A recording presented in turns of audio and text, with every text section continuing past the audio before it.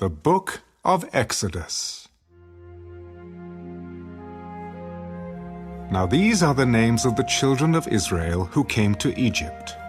Each man and his household came with Jacob: Reuben, Simeon, Levi, and Judah; Issachar, Zebulun, and Benjamin; Dan, Naphtali, Gad, and Asher. All those who were descendants of Jacob were 70 persons, for Joseph was in Egypt already. And Joseph died, all his brothers, and all that generation. But the children of Israel were fruitful and increased abundantly, multiplied and grew exceedingly mighty, and the land was filled with them. Now there arose a new king over Egypt, who did not know Joseph. And he said to his people, "Look, the people of the children of Israel are more and mightier than we. Come, let us deal shrewdly with them, lest they multiply, and it happen in the event of war, that they also join our enemies and fight against us, and so go up out of the land." Therefore they set taskmasters over them to afflict them with their burdens. And they built for Pharaoh supply cities, Pithom and Ramesses. But the more they afflicted them, the more they multiplied and grew. And they were in dread of the children of Israel.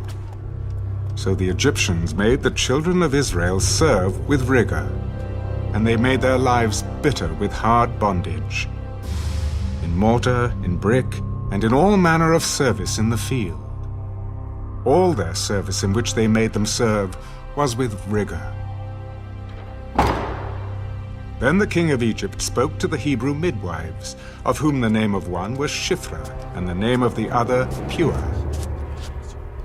When you do the duties of a midwife for the Hebrew women, and see them on the birth stools, if it is a son, then you shall kill him. But if it is a daughter, then she shall live. But the midwives feared God, and did not do as the king of Egypt commanded them, but saved the male children alive. So the king of Egypt called for the midwives and said to them, "Why have you done this thing, and saved the male children alive?"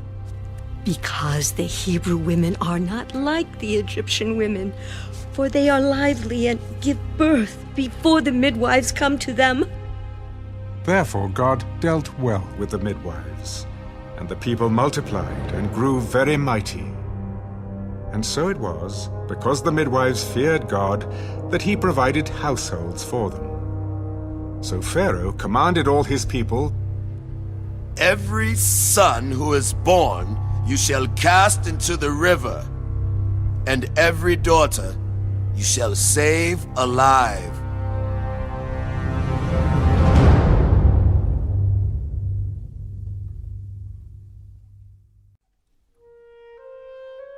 And a man of the house of Levi went and took as wife a daughter of Levi. So the woman conceived and bore a son.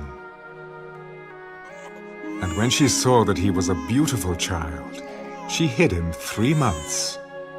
But when she could no longer hide him, she took an ark of bulrushes for him, daubed it with asphalt and pitch, put the child in it, and laid it in the reeds by the river's bank. And his sister stood afar off to know what would be done to him. Then the daughter of Pharaoh came down to bathe at the river, and her maidens walked along the riverside. And when she saw the ark among the reeds, she sent her maid to get it. And when she opened it, she saw the child, and behold, the baby wept. So she had compassion on him. "This is one of the Hebrews' children." Then his sister said to Pharaoh's daughter, "Shall I go and call a nurse for you from the Hebrew women, that she may nurse the child for you?" "Go." So the maiden went and called the child's mother. Then Pharaoh's daughter said to her, "Take this child away and nurse him for me, and I will give you your wages." So the woman took the child and nursed him. And the child grew, and she brought him to Pharaoh's daughter, and he became her son. So she called his name Moses, saying, Because I drew him out of the water. Now it came to pass in those days, when Moses was grown, that he went out to his brethren and looked at their burdens. And he saw an Egyptian beating a Hebrew, one of his brethren. So he looked this way and that way, and when he saw no one, he killed the Egyptian and hid him in the sand. And when he went out the second day, behold, 2 Hebrew men were fighting. And he said to the one who did the wrong, Why are you striking your companion? Who made you a prince and a judge over us? Do you intend to kill me as you killed the Egyptian? So Moses feared and said, Surely this thing is known. When Pharaoh heard of this matter, he sought to kill Moses. But Moses fled from the face of Pharaoh and dwelt in the land of Midian. And he sat down by a well. Now the priest of Midian had 7 daughters. And they came and drew water, and they filled the troughs to water their father's flock. Then the shepherds came and drove them away. But Moses stood up and helped them, and watered their flock. When they came to Reuel, their father, he said, How is it that you have come so soon today? An Egyptian delivered us from the hand of the shepherds, and he also drew enough water for us, and watered the flock. And where is he? Why is it that you have left the man? Call him, that he may eat bread. Then Moses was content to live with the man. And he gave Zipporah his daughter to Moses. And she bore him a son. He called his name Gershom, for he said, I have been a stranger in a foreign land. Now it happened in the process of time that the king of Egypt died. Then the children of Israel groaned because of the bondage, and they cried out. And their cry came up to God because of the bondage. So God heard their groaning, and God remembered his covenant with Abraham, with Isaac, and with Jacob. And God looked upon the children of Israel, and God acknowledged them.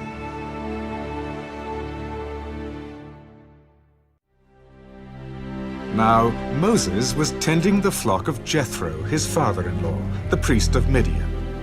And he led the flock to the back of the desert, and came to Horeb, the mountain of God. And the angel of the Lord appeared to him in a flame of fire from the midst of a bush. So he looked, and behold, the bush was burning with fire, but the bush was not consumed. Then Moses said, I will now turn aside and see this great sight, why the bush does not burn. So when the Lord saw that he turned aside to look, God called to him from the midst of the bush. Moses, Moses. Here I am. Do not draw near this place. Take your sandals off your feet, for the place where you stand is holy ground. I am the God of your father, the God of Abraham, the God of Isaac, and the God of Jacob. And Moses hid his face, for he was afraid to look upon God. I have surely seen the oppression of my people who are in Egypt, and have heard their cry because of their taskmasters, for I know their sorrows. So I have come down to deliver them out of the hand of the Egyptians, and to bring them up from that land to a good and large land, to a land flowing with milk and honey, to the place of the Canaanites, and the Hittites, and the Amorites, and the Perizzites, and the Hivites, and the Jebusites.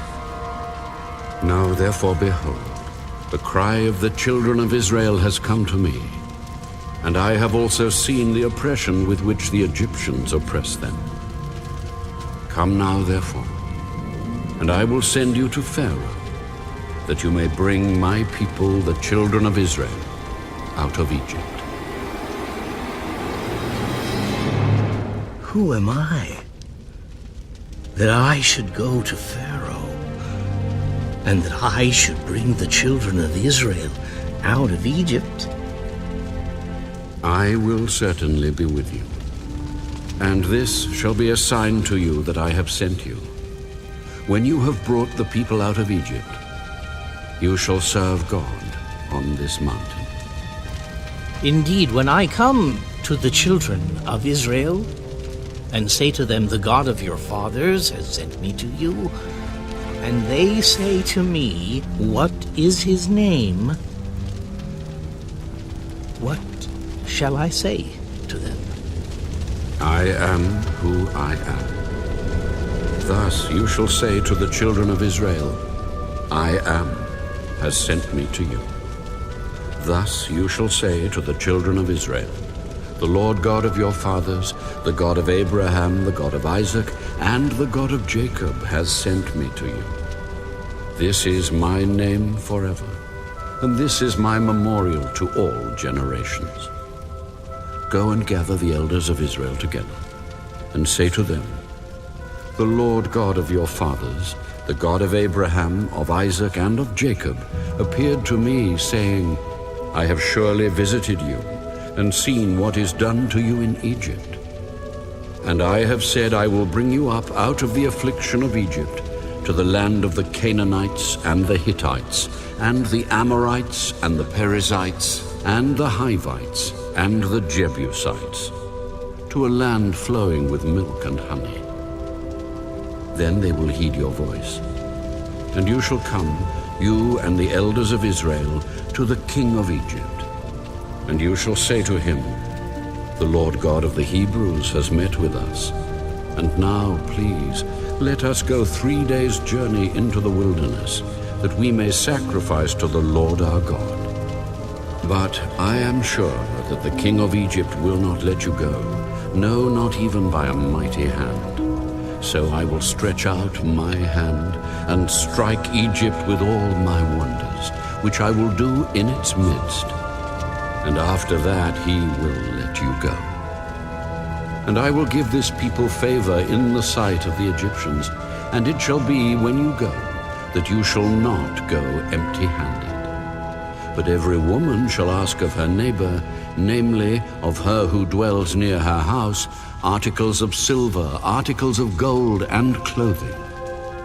And you shall put them on your sons and on your daughters.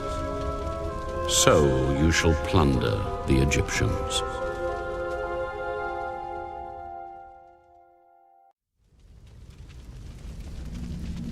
Then Moses answered and said, But suppose they will not believe me, or listen to my voice. Suppose they say, the Lord has not appeared to you. What is that in your hand? A rod. Cast it on the ground. So he cast it on the ground, and it became a serpent. And Moses fled from it. And the Lord said to Moses, Reach out your hand and take it by the tail. So Moses reached out his hand and caught it, and it became a rod in his hand. Thus they may believe that the Lord God of their fathers, the God of Abraham, the God of Isaac, and the God of Jacob, has appeared to you. Now put your hand in your bosom. And Moses put his hand in his bosom. When he took it out, behold, his hand was leprous, like snow. Put your hand in your bosom again. So he put his hand in his bosom again, and drew it out of his bosom, and behold, it was restored like his other flesh. Then it will be, if they do not believe you, nor heed the message of the first sign, that they may believe the message of the latter sign. And it shall be, if they do not believe even these 2 signs, or listen to your voice, that you shall take water from the river, and pour it on the dry land. the water which you take from the river will become blood on the dry land. Oh, my lord, I am not eloquent. Neither before nor since you have spoken to your servant, but I am slow of speech and slow of tongue. Who has made man's mouth? Or who makes the mute, the deaf, the seeing, or the blind? Have not I, the Lord? Now therefore, go, and I will be with your mouth, and teach you what you shall say. Oh, my lord, please, send by the hand of whomever else you may send. So the anger of the Lord was kindled against Moses. Is not Aaron the Levite your brother? I know he can speak well.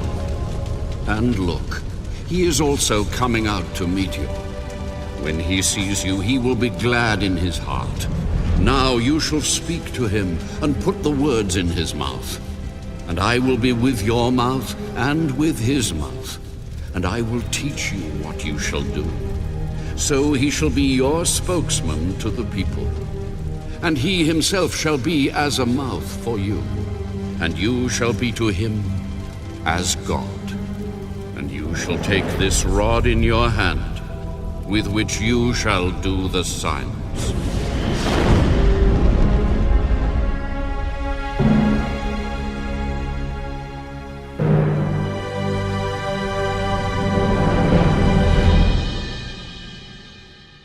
So Moses went and returned to Jethro, his father-in-law, and said to him, Please let me go, and return to my brethren who are in Egypt, and see whether they are still alive. Go in peace. Now the Lord said to Moses in Midian, Go, return to Egypt, for all the men who sought your life are dead. Then Moses took his wife and his sons and set them on a donkey, and he returned to the land of Egypt. And Moses took the rod of God in his hand. And the Lord said to Moses, When you go back to Egypt, see that you do all those wonders before Pharaoh, which I have put in your hand. But I will harden his heart, so that he will not let the people go. Then you shall say to Pharaoh, Thus says the Lord, Israel is my son, my firstborn. So I say to you, Let my son go, that he may serve me. But if you refuse to let him go, indeed I will kill your son, your firstborn. And it came to pass on the way, at the encampment, that the Lord met him and sought to kill him. Then Zipporah took a sharp stone and cut off the foreskin of her son, and cast it at Moses' feet. Surely, you are a husband of blood to me. So he let him go, You are a husband of blood. because of the circumcision. And the Lord said to Aaron, Go into the wilderness to meet Moses. So he went and met him on the mountain of God, and kissed him. So Moses told Aaron all the words of the Lord who had sent him, and all the signs which he had commanded him. Then Moses and Aaron went and gathered together all the elders of the children of Israel.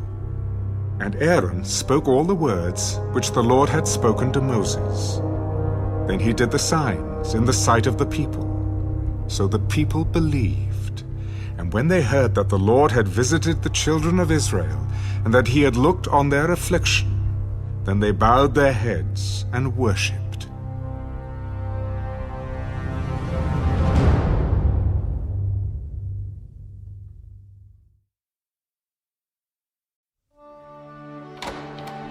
Afterward, Moses and Aaron went in and told Pharaoh, Thus says the Lord God of Israel, Let my people go, that they may hold a feast to me in the wilderness.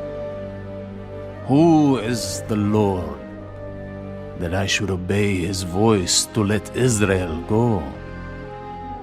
I do not know the Lord, nor will I let Israel go. The God of the Hebrews has met with us. Please, let us go 3 days' journey into the desert and sacrifice to the Lord our God, lest he fall upon us with pestilence or with the sword. Moses and Aaron, why do you take the people from their work? Get back to your labor. Look, the people of the land are many now, and you make them rest from their labor. So the same day, Pharaoh commanded the taskmasters of the people and their officers, You shall no longer give the people straw to make brick as before. Let them go and gather straw for themselves, and you shall lay on them the quota of bricks which they made before. You shall not reduce it, for they are idle. Therefore they cry out, saying, Let us go and sacrifice to our God. Let more work be laid on the men, that they may labor in it, and let them not regard false words. And the taskmasters of the people and their officers went out and spoke to the people. Thus says Pharaoh, I will not give you straw. Go, get yourselves straw where you can find it, yet none of your work will be reduced. So the people were scattered abroad throughout all the land of Egypt to gather stubble instead of straw, and the taskmasters forced them to hurry. Fulfill your work, your daily quota, as when there was straw. Also the officers of the children of Israel, whom Pharaoh's taskmasters had set over them, were beaten and were asked, Why have you not fulfilled your task in making brick both yesterday and today, as before? Then the officers of the children of Israel came and cried out to Pharaoh, saying, Why are you dealing thus with your servants? There is no straw given to your servants, and they say to us, Make brick.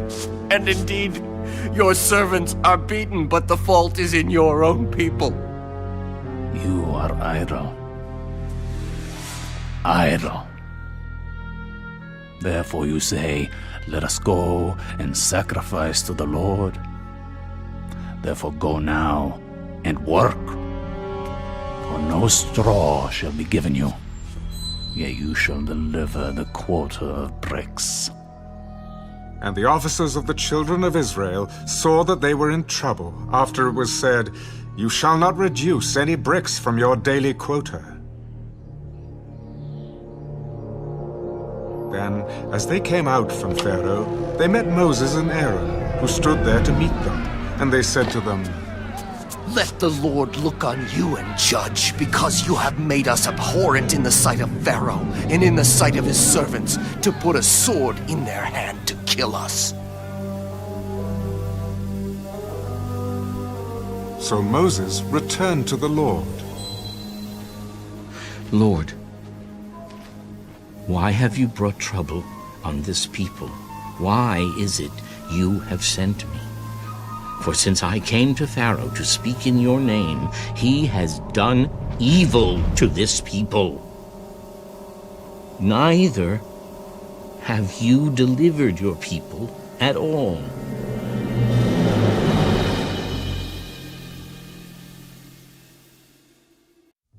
Then the Lord said to Moses, Now you shall see what I will do to Pharaoh. For with a strong hand he will let them go, and with a strong hand he will drive them out of his land.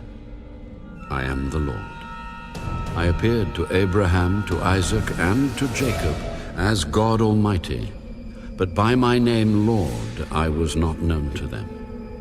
I have also established my covenant with them, to give them the land of Canaan, the land of their pilgrimage, in which they were strangers. And I have also heard the groaning of the children of Israel, whom the Egyptians keep in bondage. And I have remembered my covenant. Therefore, say to the children of Israel, I am the Lord. I will bring you out from under the burdens of the Egyptians. I will rescue you from their bondage. And I will redeem you with an outstretched arm and with great judgments. I will take you as my people, and I will be your God. Then you shall know that I am the Lord your God, who brings you out from under the burdens of the Egyptians. And I will bring you into the land which I swore to give to Abraham, Isaac, and Jacob. And I will give it to you as a heritage. I am the Lord. So Moses spoke thus to the children of Israel, but they did not heed Moses, because of anguish of spirit and cruel bondage.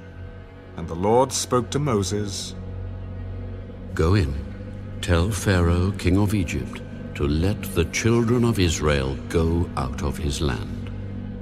And Moses spoke before the Lord, The children of Israel have not heeded me. How then shall Pharaoh heed me, for I am of uncircumcised lips? Then the Lord spoke to Moses and Aaron, and gave them a command for the children of Israel, and for Pharaoh, king of Egypt, to bring the children of Israel out of the land of Egypt. These are the heads of their fathers' houses. The sons of Reuben, the firstborn of Israel, were Hanok, Pallu, Hezron, and Carmi. These are the families of Reuben.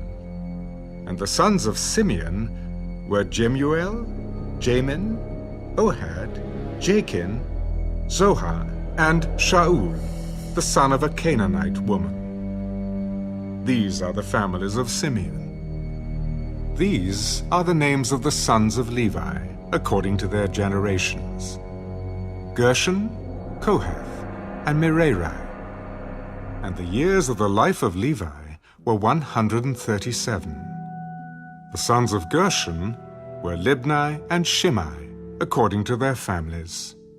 And the sons of Kohath were Amram, Izhar, Hebron, and Uzziel. And the years of the life of Kohath were 133. The sons of Merari were Malai and Mushai. These are the families of Levi, according to their generations. Now Amram took for himself Jochebed, his father's sister, as wife, and she bore him Aaron and Moses. And the years of the life of Amram were 137. The sons of Izhar were Korah, Nepheg, and Zikri. And the sons of Uzziel were Mishael, Elzaphan, and Zithri. Aaron took to himself Elisheba, daughter of Amminadab, sister of Nahshon, as wife. And she bore him Nadab, Abihu, Eleazar, and Ithamar. And the sons of Korah were Azar, Elkanah, and Abiasaph. These are the families of the Korahites. Eleazar, Aaron's son, took for himself one of the daughters of Putiel as wife, and she bore him Phinehas. These are the heads of the fathers' houses of the Levites, according to their families. These are the same Aaron and Moses, to whom the Lord said, Bring out the children of Israel from the land of Egypt according to their armies. These are the ones who spoke to Pharaoh, king of Egypt, to bring out the children of Israel from Egypt. These are the same, Moses and Aaron. And it came to pass, on the day the Lord spoke to Moses in the land of Egypt, that the Lord spoke to Moses, saying, I am the Lord. Speak to Pharaoh, king of Egypt, all that I say to you. Behold, I am of uncircumcised lips, And how shall Pharaoh heed me?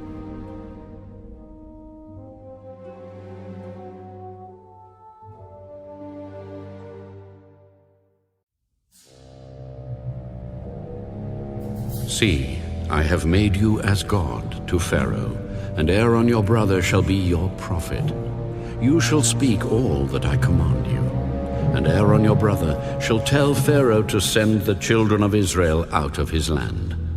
And I will harden Pharaoh's heart, and multiply my signs and my wonders in the land of Egypt. But Pharaoh will not heed you, so that I may lay my hand on Egypt, and bring my armies and my people, the children of Israel, out of the land of Egypt by great judgments.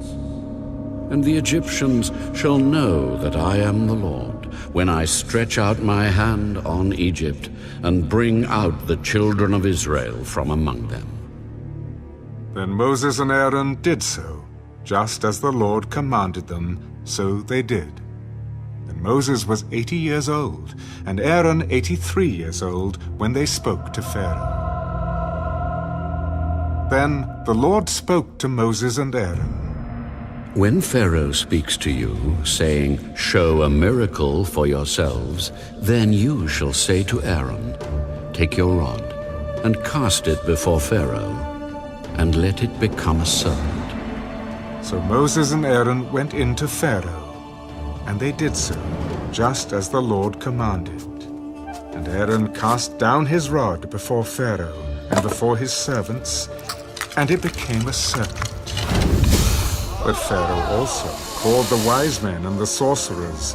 So the magicians of Egypt, they also did in like manner with their enchantments. For every man threw down his rod, and they became serpents. But Aaron's rod swallowed up their rods. And Pharaoh's heart grew hard, and he did not heed them as the Lord had said. So the Lord said to Moses, Pharaoh's heart is hard. He refuses to let the people go. Go to Pharaoh in the morning when he goes out to the water, and you shall stand by the river's bank to meet him. And the rod which was turned to a serpent you shall take in your hand. And you shall say to him, "The Lord God of the Hebrews has sent me to you, saying, Let my people go, that they may serve me in the wilderness. But indeed, until now, you would not hear. Thus says the Lord, By this you shall know that I am the Lord. Behold, I will strike the waters which are in the river with the rod that is in my hand, and they shall be turned to blood. And the fish that are in the river shall die, the river shall stink, and the Egyptians will loathe to drink the water of the river. Then the Lord spoke to Moses, Say to Aaron, Take your rod, and stretch out your hand over the waters of Egypt, over their streams, over their rivers, over their ponds, and over all their pools of water, that they may become blood. And there shall be blood throughout all the land of Egypt, both in buckets of wood and pitchers of stone. And Moses and Aaron did so, just as the Lord commanded. So he lifted up the rod and struck the waters that were in the river, in the sight of Pharaoh and in the sight of his servants. And all the waters that were in the river were turned to blood. The fish that were in the river died. The river stank, and the Egyptians could not drink the water of the river. So there was blood throughout all the land of Egypt. Then the magicians of Egypt did so with their enchantments, and Pharaoh's heart grew hard, and he did not heed them, as the Lord had said. And Pharaoh turned and went into his house, neither was his heart moved by this. So all the Egyptians dug all around the river for water to drink, because they could not drink the water of the river. And 7 days passed after the Lord had struck the river.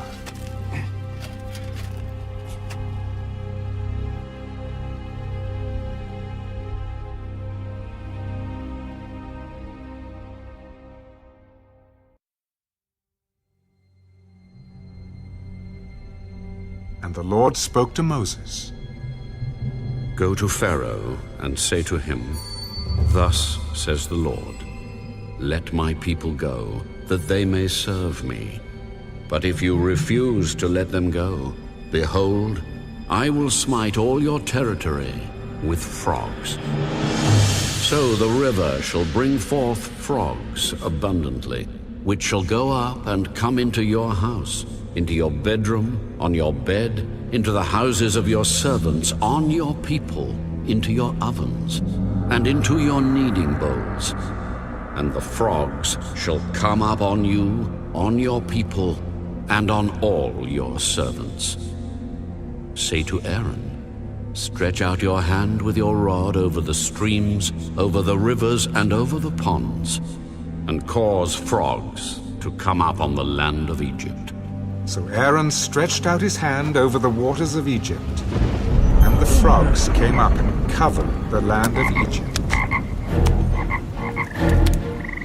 And the magicians did so with their enchantments, and brought up frogs on the land of Egypt. Then Pharaoh called for Moses and Aaron. Entreat the Lord, that he may take away the frogs from me and my people. And I will let the people go, that they may sacrifice to the Lord. Accept the honor of saying when I shall intercede for you, for your servants and for your people, to destroy the frogs from you and your houses, that they may remain in the river only. Tomorrow.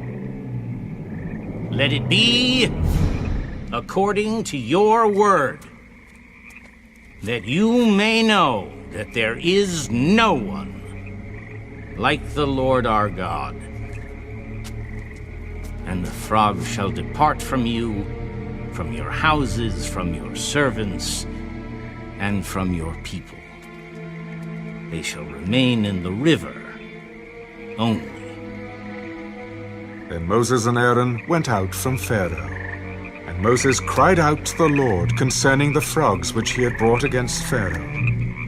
So the Lord did according to the word of Moses. And the frogs died out of the houses, out of the courtyards, and out of the fields.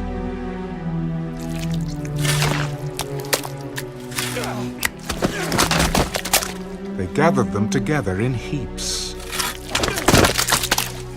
and the land stank. But when Pharaoh saw that there was relief, he hardened his heart and did not heed them, as the Lord had said. So the Lord said to Moses, Say to Aaron, Stretch out your rod and strike the dust of the land, so that it may become lice throughout all the land of Egypt. And they did so. For Aaron stretched out his hand with his rod and struck the dust of the earth, and it became lice on man and beast. All the dust of the land became lice throughout all the land of Egypt. Now the magicians so worked with their enchantments to bring forth lice, but they could not. So there were lice on man and beast. Then the magicians said to Pharaoh, This is the finger of God. But Pharaoh's heart grew hard, and he did not heed them, just as the Lord had said. And the Lord said to Moses, Rise early in the morning, and stand before Pharaoh as he comes out to the water. Then say to him, Thus says the Lord, Let my people go, that they may serve me. Or else, if you will not let my people go, behold, I will send swarms of flies on you and your servants, on your people and into your houses. The houses of the Egyptians shall be full of swarms of flies, and also the ground on which they stand. And in that day I will set apart the land of Goshen, in which my people dwell, that no swarms of flies shall be there, in order that you may know that I am the Lord in the midst of the land. I will make a difference between my people and your people. tomorrow this sign shall be." And the Lord did so. Thick swarms of flies came into the house of Pharaoh, into his servants' houses, and into all the land of Egypt. The land was corrupted because of the swarms of flies. Pharaoh called for Moses and Aaron. "Go, sacrifice to your God in the land." But Moses said to him, "It is not right to do so, for we would be sacrificing the abomination of the Egyptians to the Lord our God. If we sacrifice the abomination of the Egyptians before their eyes, then will they not stone us. We will go 3 days' journey into the wilderness and sacrifice to the Lord our God as he will command us." I will let you go, that you may sacrifice to the Lord your God in the wilderness. Only you shall not go very far away. Intercede for me. Indeed, I am going out from you, and I will entreat the Lord that the swarms of flies may depart tomorrow from Pharaoh, from his servants, and from his people. But let Pharaoh not deal deceitfully anymore in not letting the people go to sacrifice to the Lord. So Moses went out from Pharaoh and entreated the Lord. And the Lord did according to the word of Moses. He removed the swarms of flies from Pharaoh, from his servants, and from his people. Not one remained. But Pharaoh hardened his heart at this time also. Neither would he let the people go.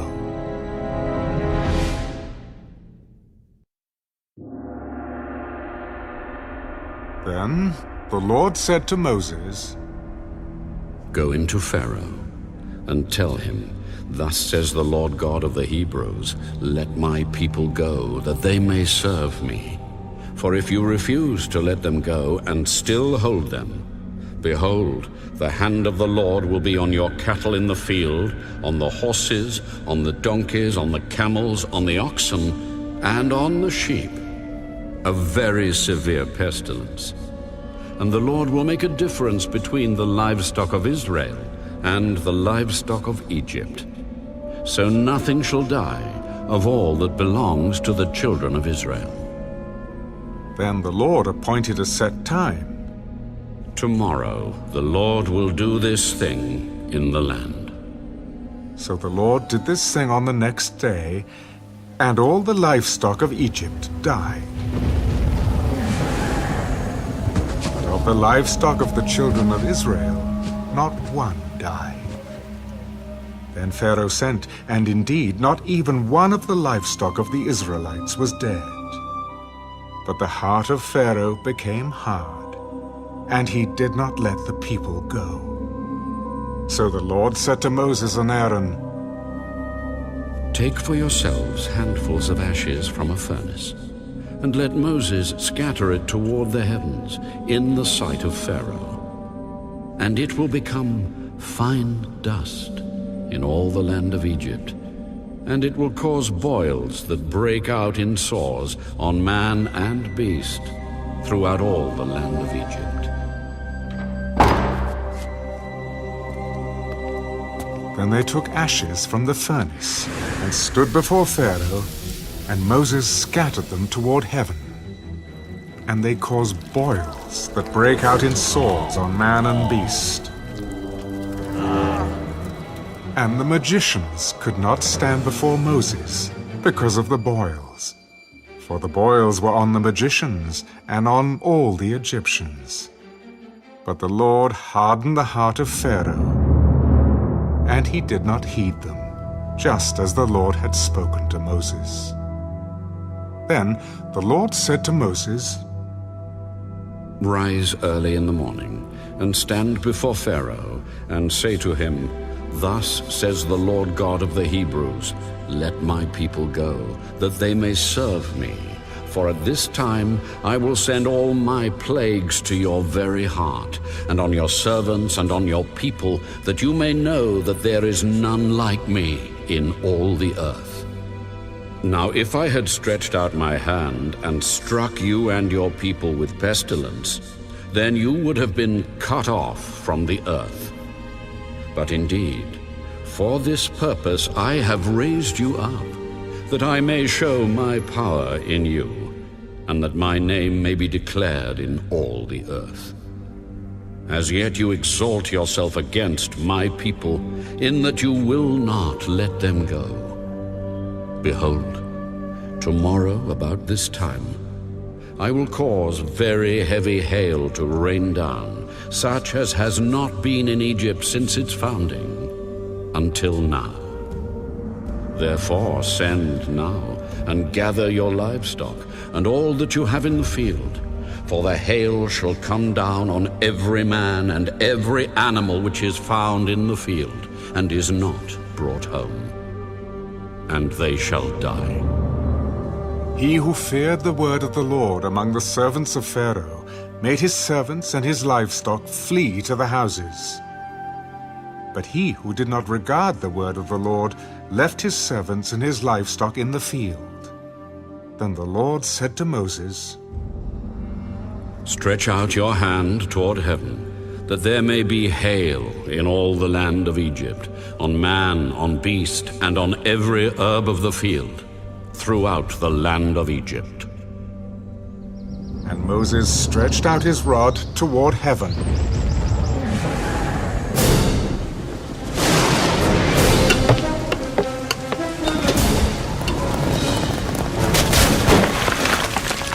The Lord sent thunder and hail, and fire darted to the ground.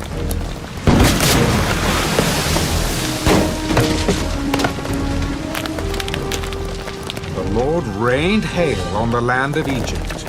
So there was hail, and fire mingled with the hail, so very heavy that there was none like it in all the land of Egypt since it became a nation. And the hail struck throughout the whole land of Egypt, all that was in the field, both man and beast, and the hail struck every herb of the field, and broke every tree of the field. Only in the land of Goshen, where the children of Israel were, there was no hail. And Pharaoh sent and called for Moses and Aaron. I have sinned this time. The Lord is righteous, and my people and I are wicked. Entreat the Lord, that there may be no more mighty thundering and hail, for it is enough. I will let you go. You shall stay no longer. As soon as I have gone out of the city, I will spread out my hands to the Lord. The thunder will cease, and there will be no more hail, that you may know that the earth is the Lord's. But as for you and your servants, I know that you will not yet fear the Lord God. Now the flax and the barley were struck, for the barley was in the head, and the flax was in bud. But the wheat and the spelt were not struck, for they are late crops. So Moses went out of the city from Pharaoh and spread out his hands to the Lord.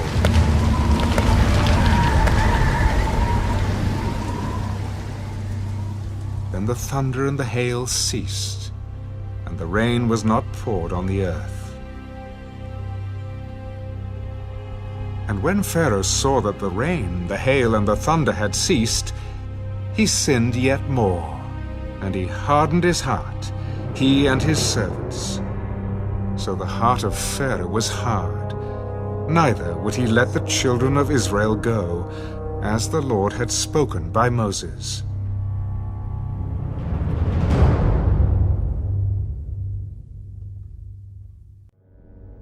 Now the Lord said to Moses, Go into Pharaoh, for I have hardened his heart and the hearts of his servants, that I may show these signs of mine before him, and that you may tell in the hearing of your son and your son's son the mighty things I have done in Egypt, and my signs which I have done among them, that you may know that I am the Lord. So Moses and Aaron came into Pharaoh and said to him, Thus says the Lord God of the Hebrews, how long will you refuse to humble yourself before me?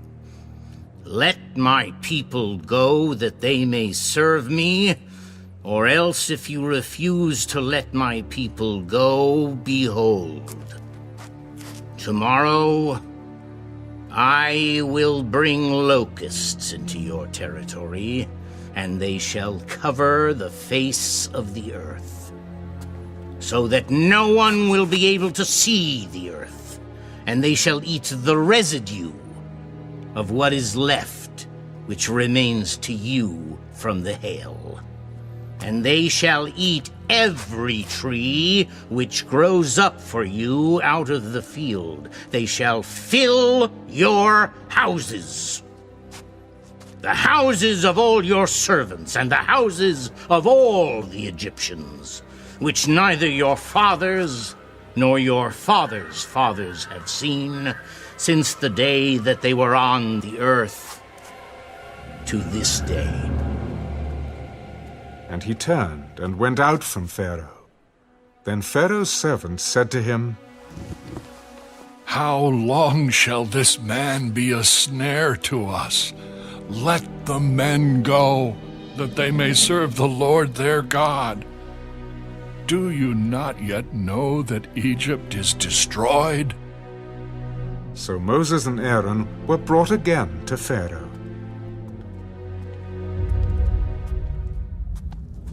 Go, serve the Lord your God. Who are the ones that are going? We will go with our young and our old, with our sons and our daughters. With our flocks and our herds we will go, for we must hold a feast to the Lord. The Lord had better be with you when I let you and your little ones go. Beware, for evil is ahead of you. Not so. Go now, you who are men, and serve the Lord, for that is what you desired. And they were driven out from Pharaoh's presence. Then the Lord said to Moses, Stretch out your hand over the land of Egypt for the locusts, that they may come upon the land of Egypt and eat every herb of the land, all that the hail has left. So Moses stretched out his rod over the land of Egypt, and the Lord brought an east wind on the land all that day and all that night. When it was morning, the east wind brought the locusts. And the locusts went up over all the land of Egypt, and rested on all the territory of Egypt. They were very severe. Previously there had been no such locusts as they, nor shall there be such after them. For they covered the face of the whole earth, so that the land was darkened. And they ate every herb of the land, and all the fruit of the trees which the hail had left. So there remained nothing green on the trees, or on the plants of the field throughout all the land of Egypt. Then Pharaoh called for Moses and Aaron in haste. I have sinned against the Lord your God and against you. Now therefore, please forgive my sin only this once, and entreat the Lord your God that he may take away from me this death only. So he went out from Pharaoh and entreated the Lord. And the Lord turned a very strong west wind, which took the locusts away and blew them into the Red Sea.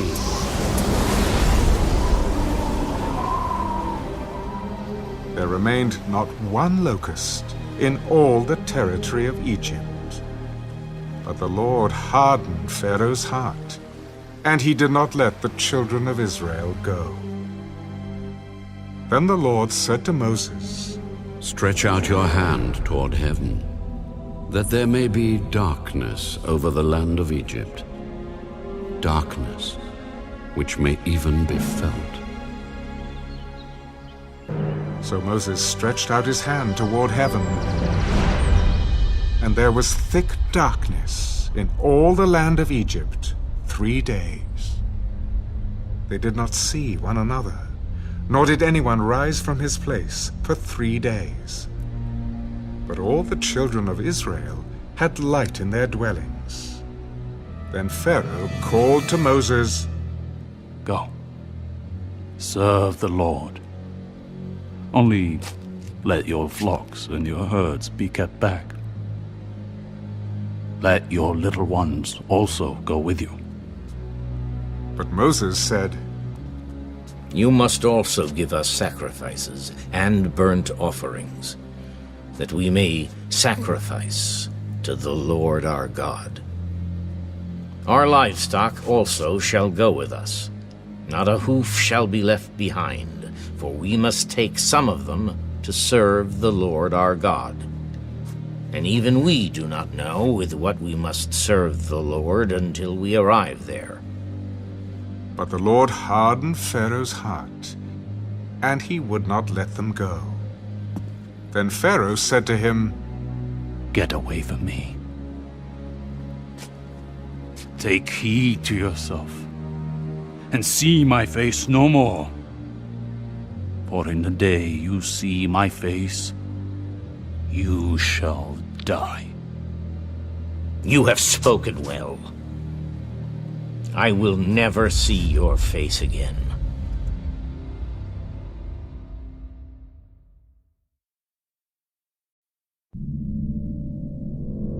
And the Lord said to Moses, I will bring one more plague on Pharaoh and on Egypt. Afterward he will let you go from here. When he lets you go, he will surely drive you out of here altogether.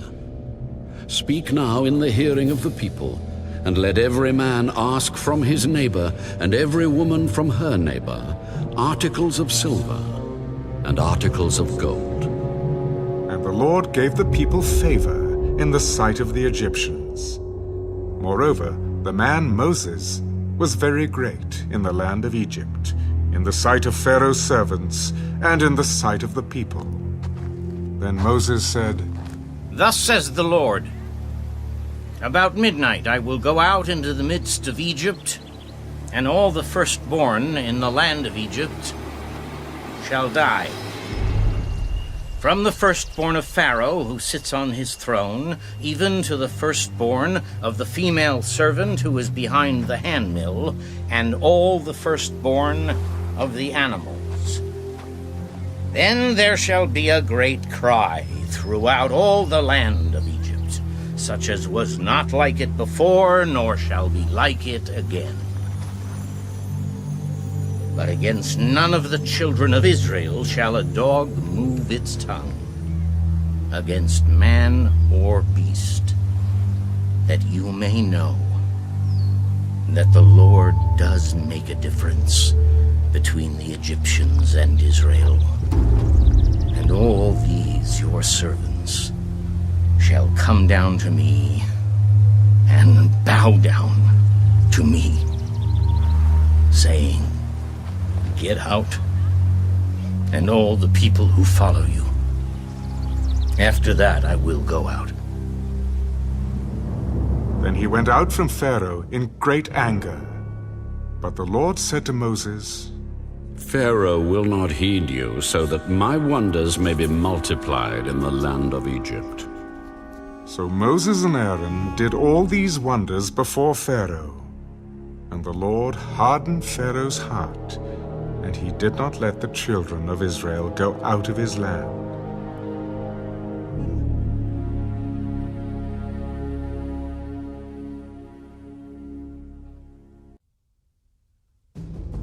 Now the Lord spoke to Moses and Aaron in the land of Egypt.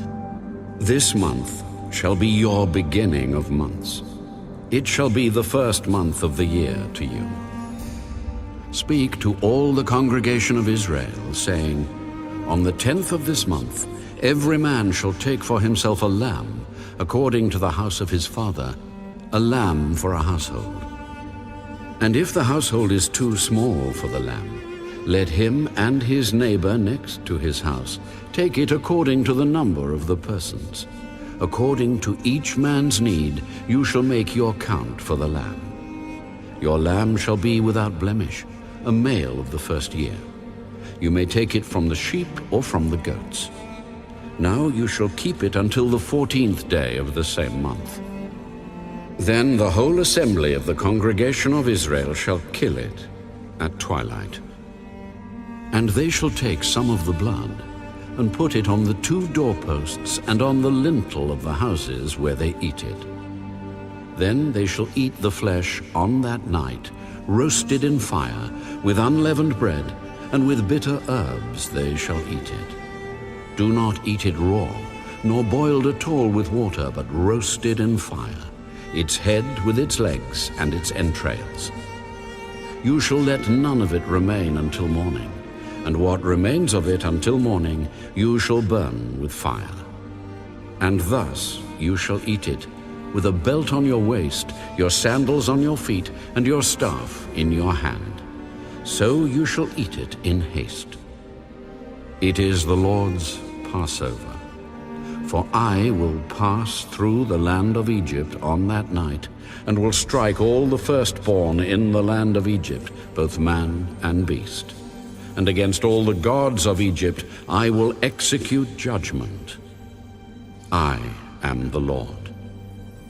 Now the blood shall be a sign for you on the houses where you are. And when I see the blood, I will pass over you. And the plague shall not be on you to destroy you when I strike the land of Egypt.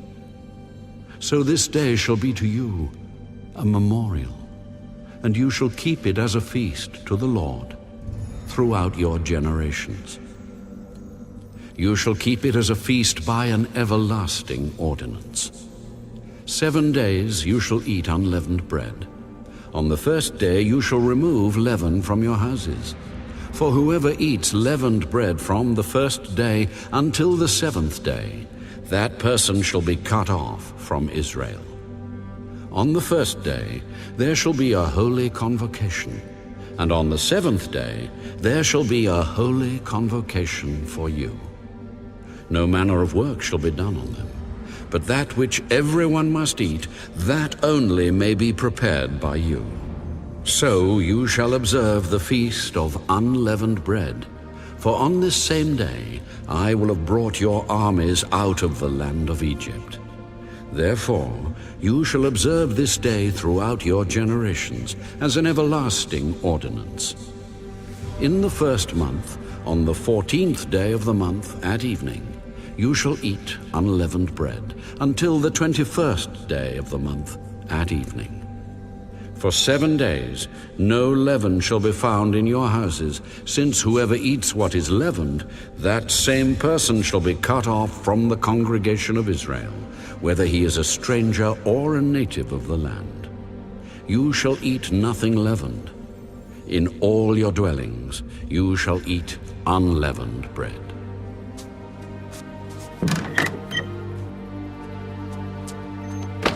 Then Moses called for all the elders of Israel and said to them,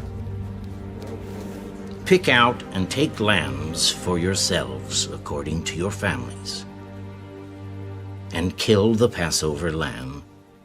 And you shall take a bunch of hyssop, dip it in the blood that is in the basin,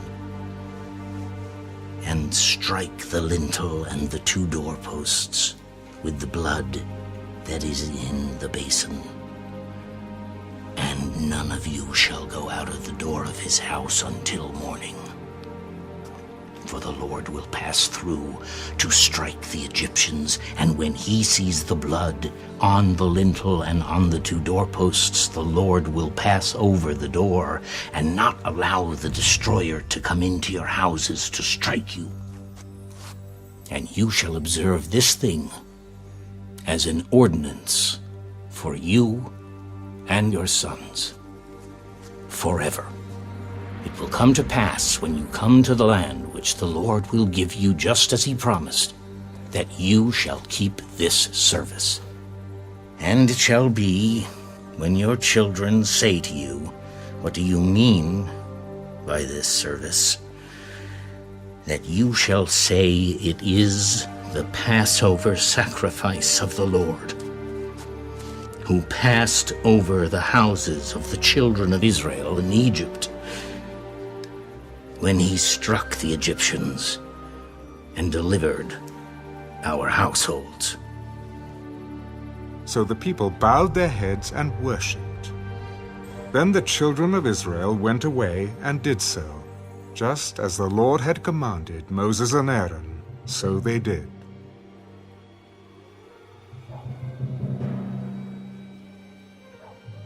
And it came to pass at midnight that the Lord struck all the firstborn in the land of Egypt, from the firstborn of Pharaoh who sat on his throne, to the firstborn of the captive who was in the dungeon, and all the firstborn of livestock.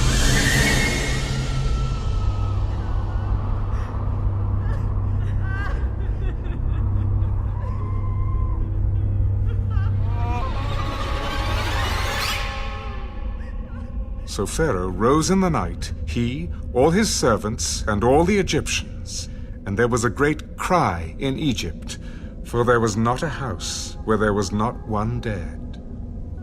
Then he called for Moses and Aaron by night. Rise. Go out from among my people, both you and the children of Israel, and go. Serve the Lord as you have said. Also take your flocks and your herds, as you have said, and be gone. Bless me also. And the Egyptians urged the people that they might send them out of the land in haste, for they said, "We shall all be dead." So the people took their dough before it was leavened, having their kneading bowls bound up in their clothes on their shoulders. Now the children of Israel had done according to the word of Moses, and they had asked from the Egyptians articles of silver, articles of gold, and clothing. And the Lord had given the people favor in the sight of the Egyptians, so that they granted them what they requested. Thus they plundered the Egyptians. Then the children of Israel journeyed from Ramesses to Succoth, about 600,000 men on foot, besides children. A mixed multitude went up with them also, and flocks and herds, a great deal of livestock. And they baked unleavened cakes of the dough which they had brought out of Egypt, for it was not leavened, because they were driven out of Egypt and could not wait, nor had they prepared provisions for themselves. Now the sojourn of the children of Israel who lived in Egypt was 430 years. And it came to pass, at the end of the 430 years, on that very same day, it came to pass that all the armies of the Lord went out from the land of Egypt. It is a night of solemn observance to the Lord for bringing them out of the land of Egypt. This is that night of the Lord, a solemn observance for all the children of Israel throughout their generations.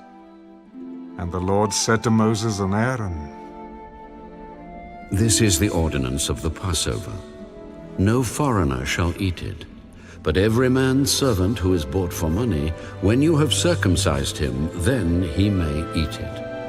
A sojourner and a hired servant shall not eat it. In one house it shall be eaten. You shall not carry any of the flesh outside the house, nor shall you break one of its bones. All the congregation of Israel shall keep it. And when a stranger dwells with you and wants to keep the Passover to the Lord, let all his males be circumcised, and then let him come near and keep it. And he shall be as a native of the land. For no uncircumcised person shall eat it. One law shall be for the native born and for the stranger who dwells among you. Thus all the children of Israel did, as the Lord commanded Moses and Aaron, so they did. And it came to pass, on that very same day, that the Lord brought the children of Israel out of the land of Egypt, according to their armies.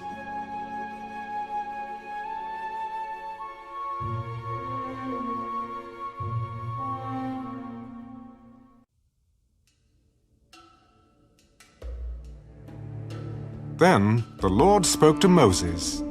Consecrate to me all the firstborn, whatever opens the womb among the children of Israel, both of man and beast. It is mine. Moses said to the people, Remember this day in which you went out of Egypt, out of the house of bondage. For by strength of hand the Lord brought you out of this place. No leavened bread shall be eaten. On this day you are going out in the month Abib.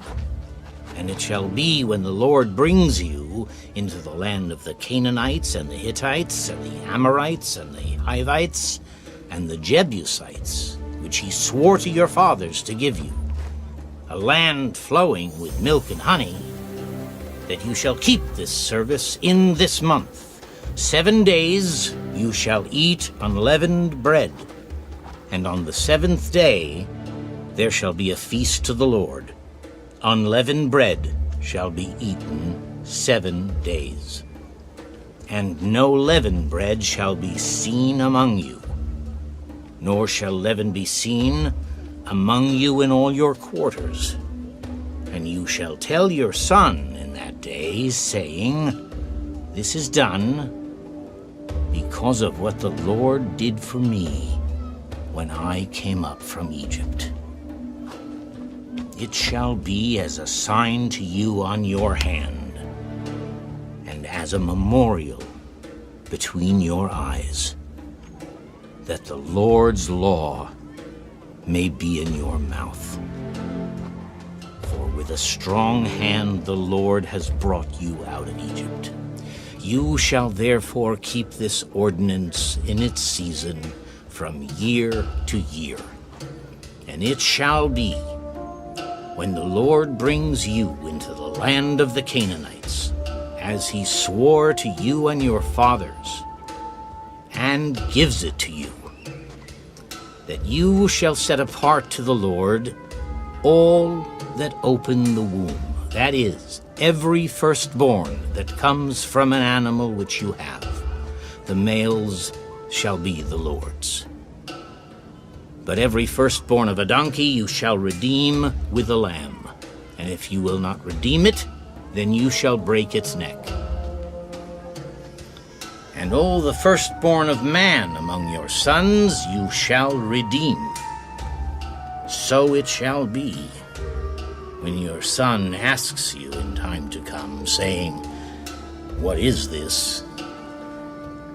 That you shall say to him,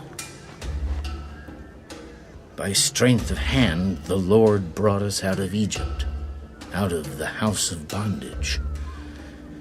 And it came to pass, when Pharaoh was stubborn about letting us go, that the Lord killed all the firstborn in the land of Egypt, both the firstborn of man and the firstborn of beast. Therefore I sacrifice to the Lord all males that open the womb. But all the firstborn of my sons I redeem. It shall be as a sign on your hand, and as frontlets between your eyes, for by strength of hand the Lord brought us out of Egypt. Then it came to pass, when Pharaoh had let the people go, that God did not lead them by way of the land of the Philistines, although that was near. For God said, Lest perhaps the people change their minds when they see war and return to Egypt. So God led the people around by way of the wilderness of the Red Sea. And the children of Israel went up in orderly ranks out of the land of Egypt. And Moses took the bones of Joseph with him, for he had placed the children of Israel under solemn oath, saying, God will surely visit you, and you shall carry up my bones from here with you. So they took their journey from Succoth and camped in Etham at the edge of the wilderness. And the Lord went before them by day in a pillar of cloud to lead the way, and by night in a pillar of fire to give them light, so as to go by day and night. He did not take away the pillar of cloud by day or the pillar of fire by night from before the people.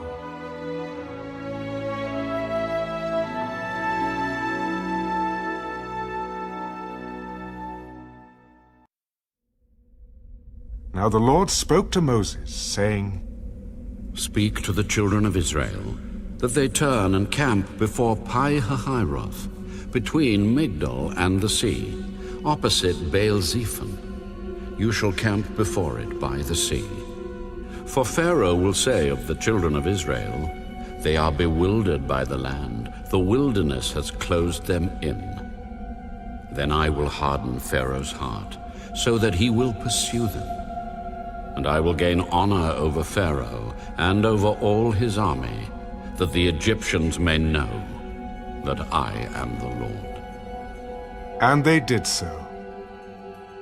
Now it was told the king of Egypt that the people had fled, and the heart of Pharaoh and his servants was turned against the people, and they said, Why have we done this, that we have let Israel go from serving us?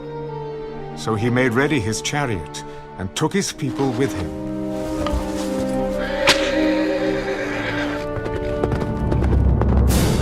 Also he took 600 choice chariots and all the chariots of Egypt with captains over every one of them. And the Lord hardened the heart of Pharaoh, king of Egypt, and he pursued the children of Israel. And the children of Israel went out with boldness. So the Egyptians pursued them, all the horses and chariots of Pharaoh, his horsemen and his army, and overtook them camping by the sea beside Pi-hahiroth before Baal-zephon. And when Pharaoh drew near, the children of Israel lifted their eyes, and behold, the Egyptians marched after them. So they were very afraid. The children of Israel cried out to the Lord. Then they said to Moses, Because there were no graves in Egypt? Have you taken us away to die in the wilderness? Why have you so dealt with us to bring us up out of Egypt? Is this not the word that we told you in Egypt, saying, Let us alone, that we may serve the Egyptians? For it would have been better for us to serve the Egyptians than that we should die in the wilderness. Do not be afraid. Stand still and see the salvation of the Lord, which he will accomplish for you today. For the Egyptians whom you see today, you shall see again no more forever. The Lord will fight for you, and you shall hold your peace. And the Lord said to Moses, Why do you cry to me? Tell the children of Israel to go forward, but lift up your rod, and stretch out your hand over the sea, and divide it. And the children of Israel shall go on dry ground through the midst of the sea. And I indeed will harden the hearts of the Egyptians, and they shall follow them. So I will gain honor over Pharaoh and over all his army, his chariots and his horsemen. Then the Egyptians shall know that I am the Lord, when I have gained honor for myself over Pharaoh, his chariots, and his horsemen.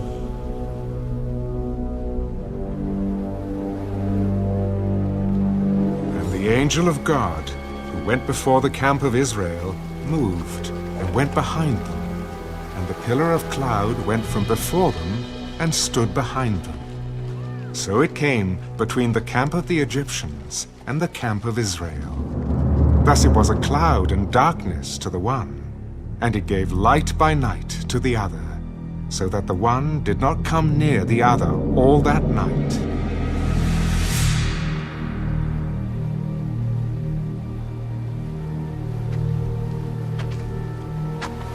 Then Moses stretched out his hand over the sea,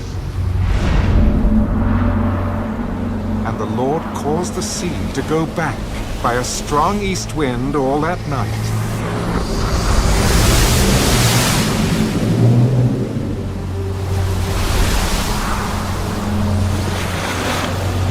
And made the sea into dry land, and the waters were divided.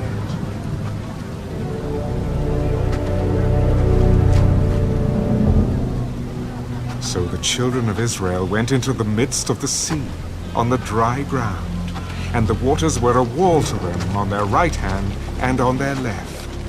And the Egyptians pursued and went after them into the midst of the sea, all Pharaoh's horses, his chariots, and his horsemen. Now it came to pass in the morning watch that the Lord looked down upon the army of the Egyptians through the pillar of fire and cloud, and he troubled the army of the Egyptians. And he took off their chariot wheels, so that they drove them with difficulty. And the Egyptians said, "Let us flee from the face of Israel, for the Lord fights for them against the Egyptians." Then the Lord said to Moses, "Stretch out your hand over the sea, that the waters may come back upon the Egyptians, on their chariots, and on their horsemen." And Moses stretched out his hand over the sea. And when the morning appeared, the sea returned to its full depth, while the Egyptians were fleeing into it.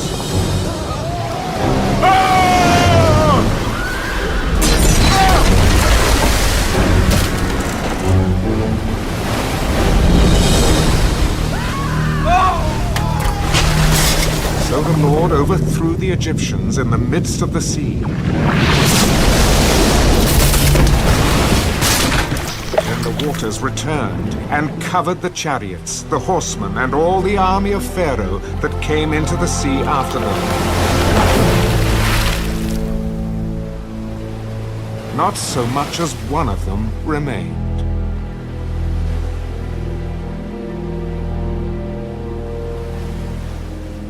But the children of Israel had walked on dry land in the midst of the sea, and the waters were a wall to them on their right hand and on their left. So the Lord saved Israel that day out of the hand of the Egyptians, and Israel saw the Egyptians dead on the seashore. Thus Israel saw the great work which the Lord had done in Egypt. So the people feared the Lord and believed the Lord and his servant Moses.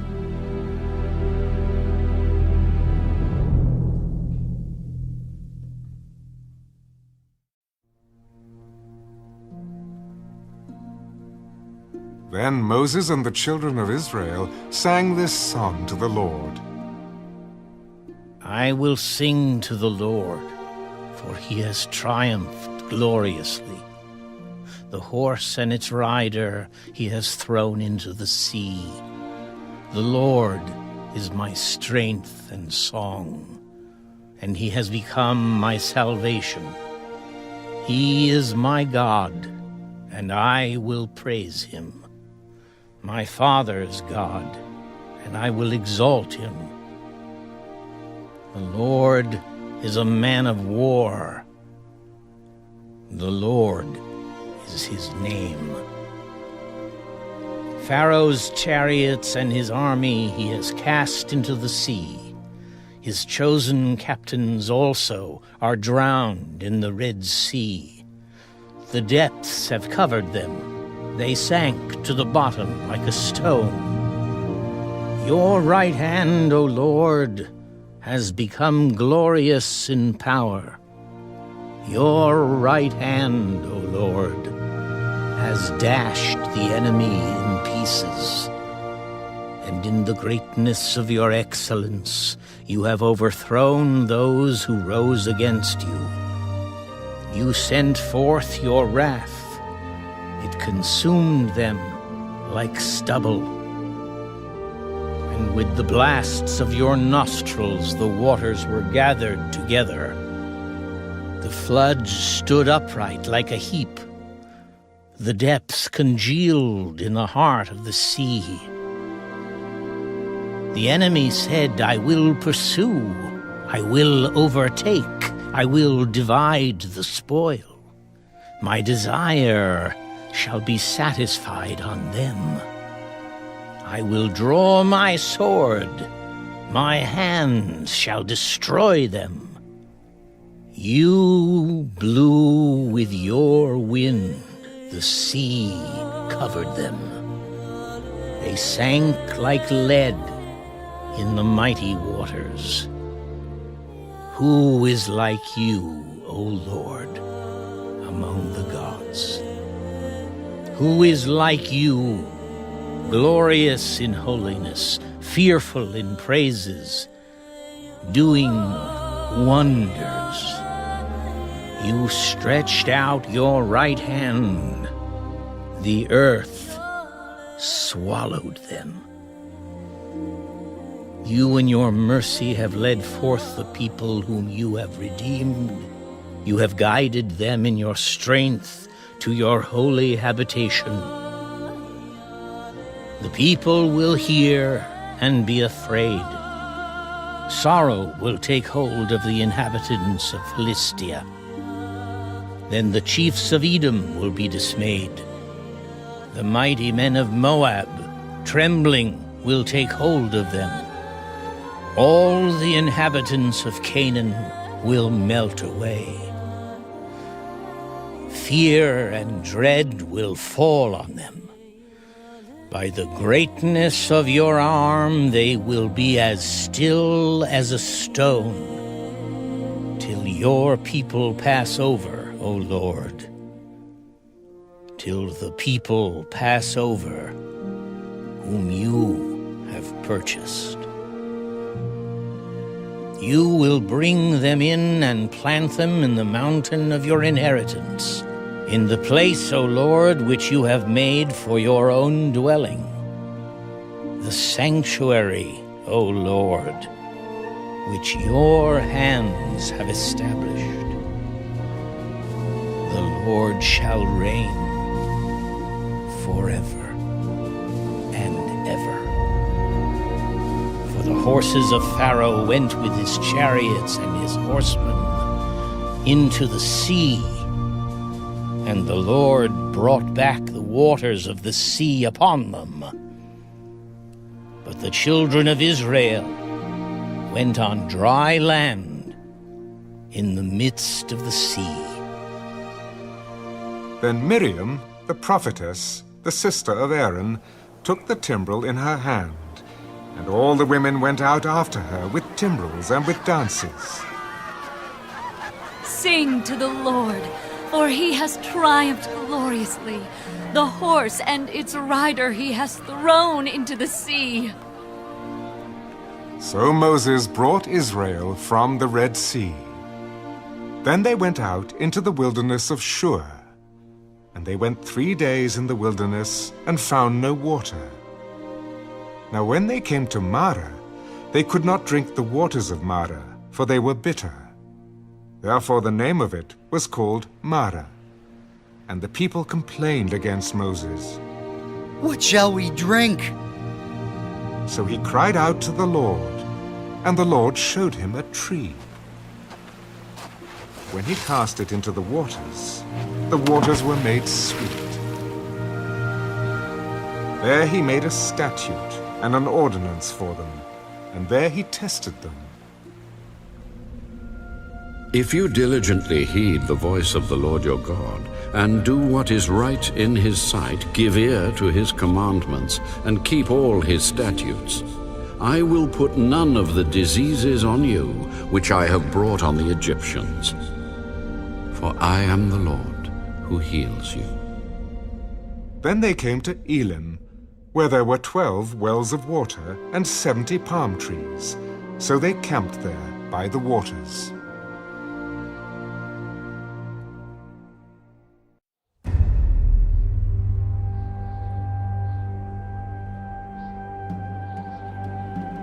And they journeyed from Elim, and all the congregation of the children of Israel came to the wilderness of Sin, which is between Elim and Sinai, on the 15th day of the 2nd month after they departed from the land of Egypt.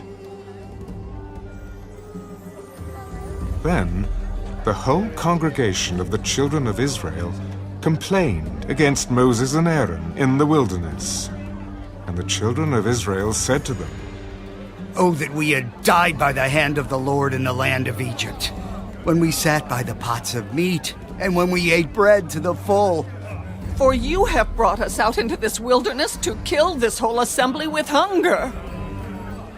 Then the Lord said to Moses, Behold, I will rain bread from heaven for you, and the people shall go out and gather a certain quota every day, that I may test them whether they will walk in my law or not.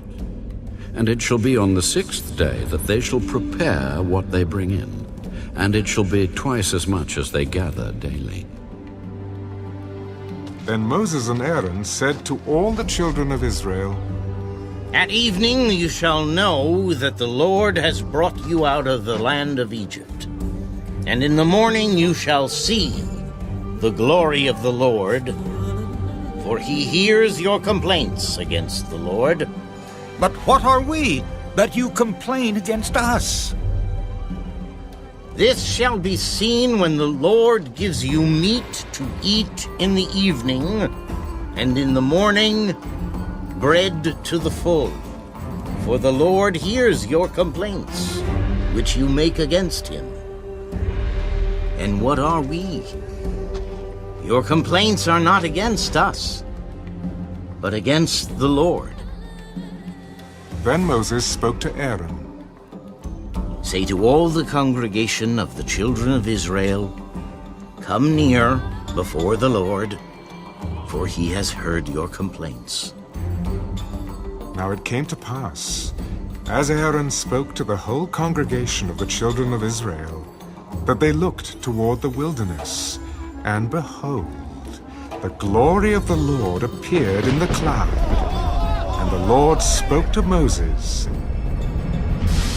I have heard the complaints of the children of Israel. Speak to them, saying, At twilight you shall eat meat, and in the morning you shall be filled with bread. And you shall know that I am the Lord your God. So it was that quails came up at evening and covered the camp. And in the morning the dew lay all around the camp. And when the layer of dew lifted, there, on the surface of the wilderness, was a small round substance, as fine as frost on the ground. So when the children of Israel saw it, they said to one another, What is it?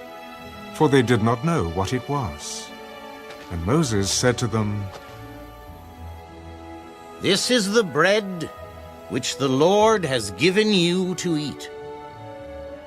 This is the thing which the Lord has commanded. Let every man gather it according to each one's need.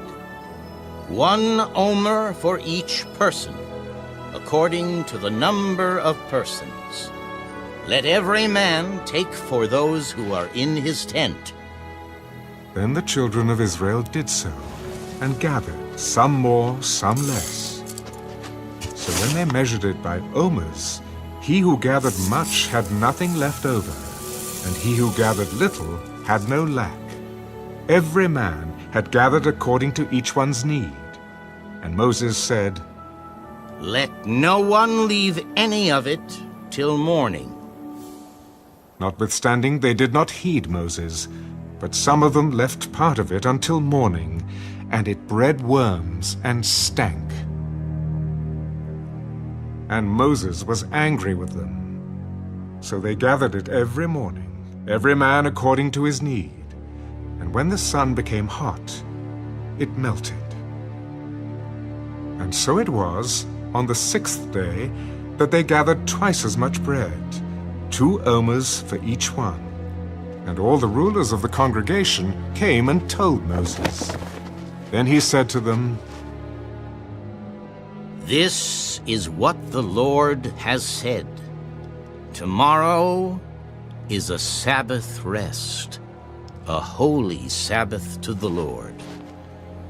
Bake what you will bake today, and boil what you will boil, and lay up for yourselves all that remains to be kept until morning. So they laid it up till morning, as Moses commanded. And it did not stink, nor were there any worms in it. Then Moses said, Eat that today, for today is a Sabbath to the Lord. Today you will not find it in the field.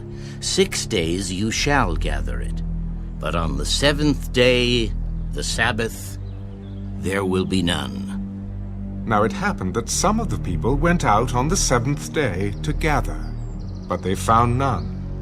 And the Lord said to Moses, How long do you refuse to keep my commandments and my laws? See, for the Lord has given you the Sabbath. Therefore he gives you on the 6th day bread for 2 days. Let every man remain in his place. Let no man go out of his place on the 7th day. So the people rested on the 7th day. And the house of Israel called its name manna, and it was like white coriander seed, and the taste of it was like wafers made with honey. Then Moses said, This is the thing which the Lord has commanded. Fill an omer with it to be kept for your generations, that they may see the bread with which I fed you in the wilderness, when I brought you out of the land of Egypt. And Moses said to Aaron, Take a pot, and put an omer of manna in it, and lay it up before the Lord, to be kept for your generations. As the Lord commanded Moses, so Aaron laid it up before the testimony, to be kept. And the children of Israel ate manna 40 years, until they came to an inhabited land. They ate manna until they came to the border of the land of Canaan. Now, an omer is 1/10 of an ephah.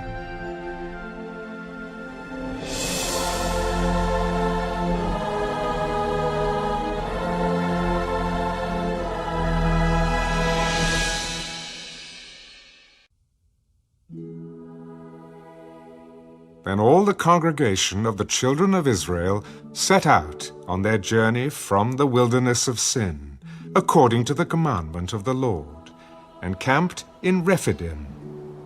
But there was no water for the people to drink. Therefore the people contended with Moses. Give us water that we may drink. Why do you contend with me? Why do you tempt the Lord? And the people thirsted there for water, and the people complained against Moses.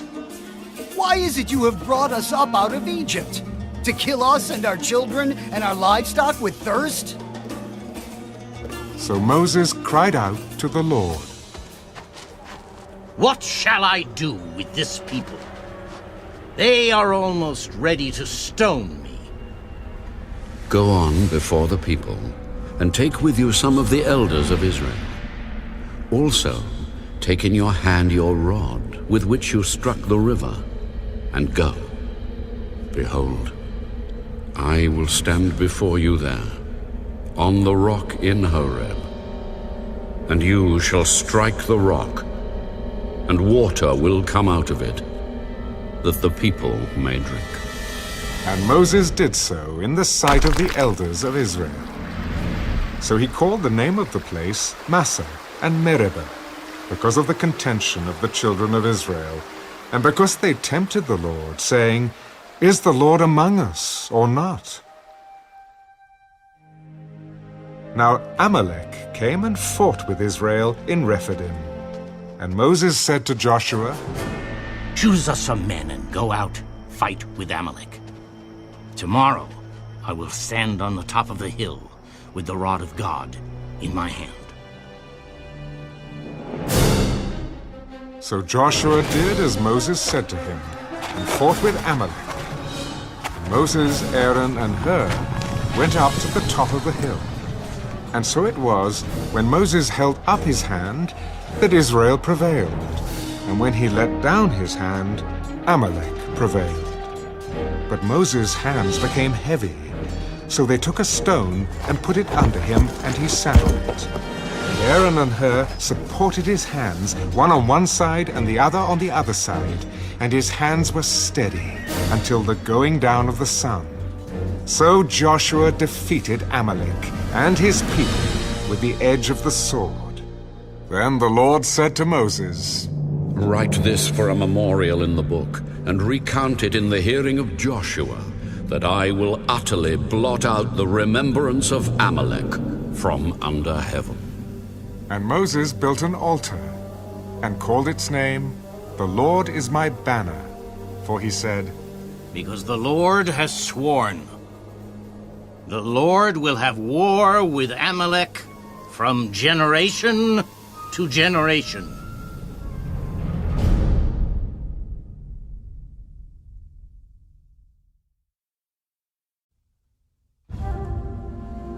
And Jethro, the priest of Midian, Moses' father-in-law, heard of all that God had done for Moses and for Israel, his people, that the Lord had brought Israel out of Egypt.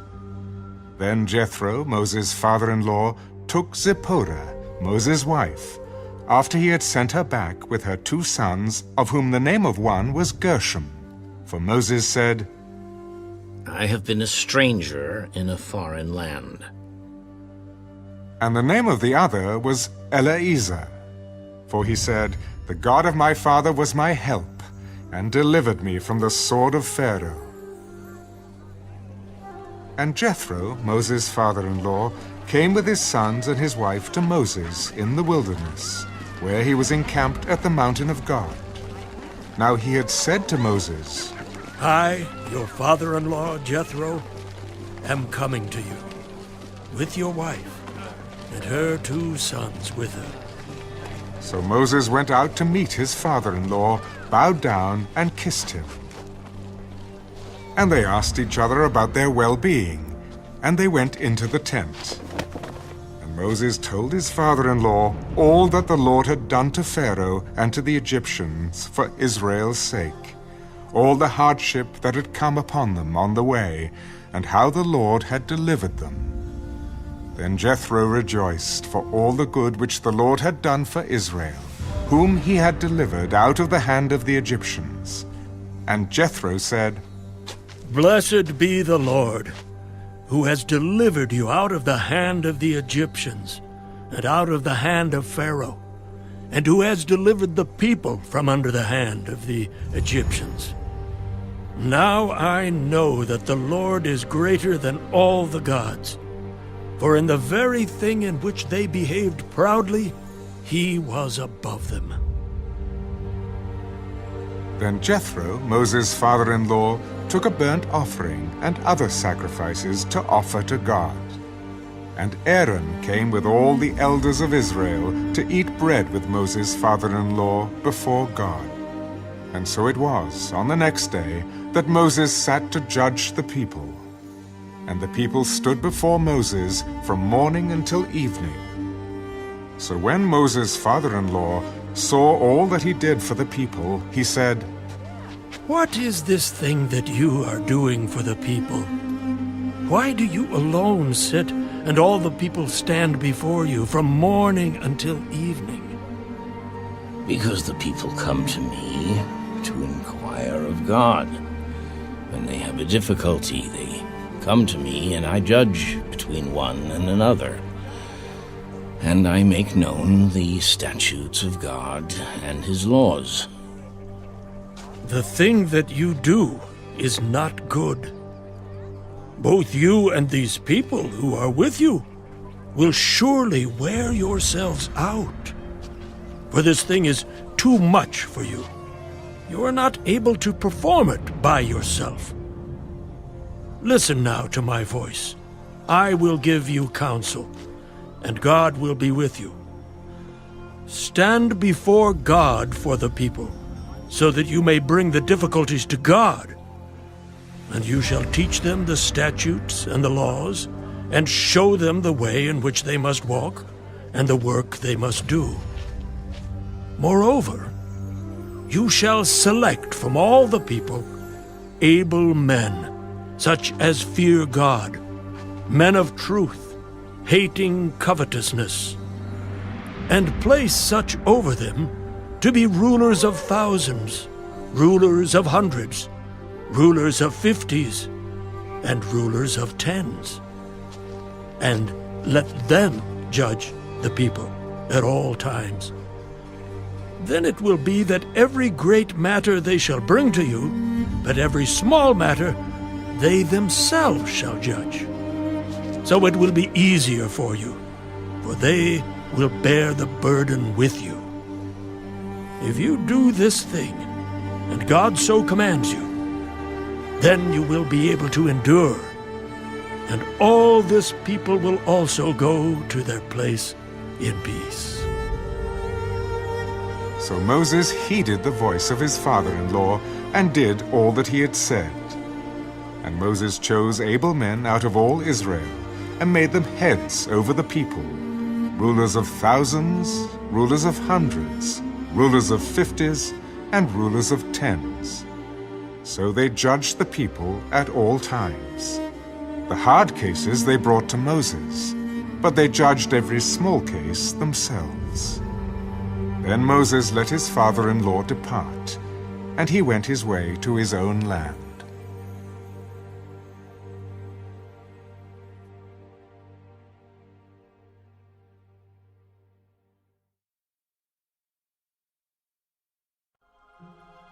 In the 3rd month after the children of Israel had gone out of the land of Egypt, on the same day they came to the wilderness of Sinai, for they had departed from Rephidim, had come to the wilderness of Sinai, and camped in the wilderness.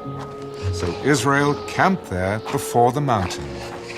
And Moses went up to God, and the Lord called to him from the mountain. Thus you shall say to the house of Jacob, and tell the children of Israel, you have seen what I did to the Egyptians, and how I bore you on eagle's wings, and brought you to myself.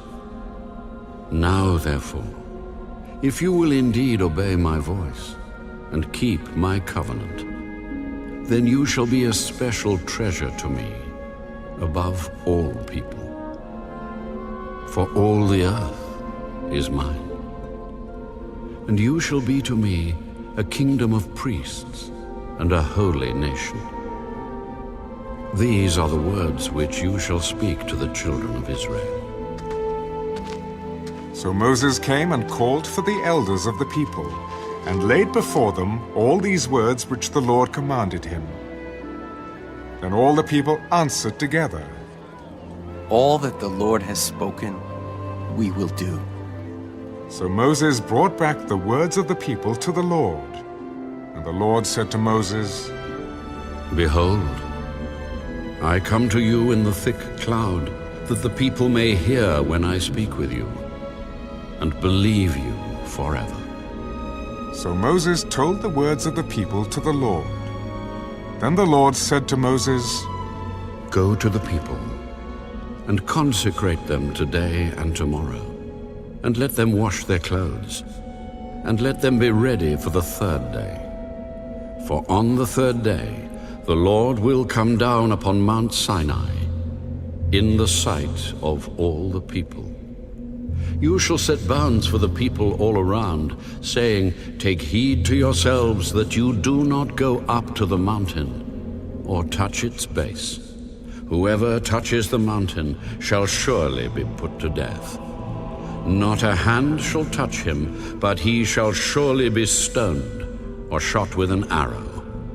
whether man or beast, he shall not live. When the trumpet sounds long, they shall come near the mountain. So Moses went down from the mountain to the people and sanctified the people, and they washed their clothes. And he said to the people, Be ready for the third day. Do not come near your wives. Then it came to pass on the third day, in the morning, that there were thunderings and lightnings, and a thick cloud on the mountain, and the sound of the trumpet was very loud, so that all the people who were in the camp trembled. And Moses brought the people out of the camp to meet with God, and they stood at the foot of the mountain. Now Mount Sinai was completely in smoke, because the Lord descended upon it in fire. Its smoke ascended like the smoke of a furnace, and the whole mountain quaked greatly. And when the blast of the trumpet sounded long and became louder and louder, Moses spoke, and God answered him by voice. Then the Lord came down upon Mount Sinai on the top of the mountain.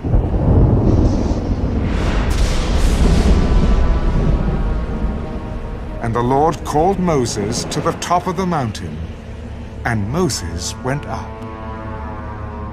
And the Lord said to Moses, Go down and warn the people, lest they break through to gaze at the Lord, and many of them perish.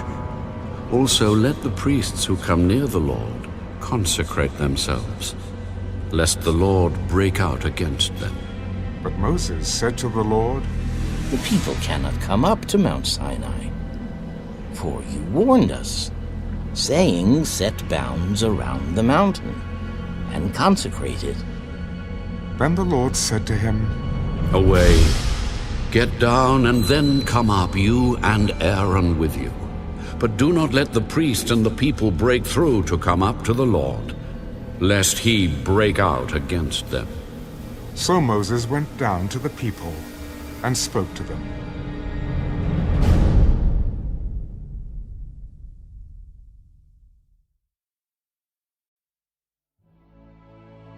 And God spoke all these words. I am the Lord your God, who brought you out of the land of Egypt, out of the house of bondage. You shall have no other gods before me. You shall not make for yourself a carved image, any likeness of anything that is in heaven above, or that is in the earth beneath, or that is in the water under the earth. You shall not bow down to them, nor serve them. For I, the Lord your God, am a jealous God, visiting the iniquity of the fathers upon the children to the third and fourth generations of those who hate me, but showing mercy to thousands, to those who love me and keep my commandments. You shall not take the name of the Lord your God in vain, for the Lord will not hold him guiltless who takes his name in vain.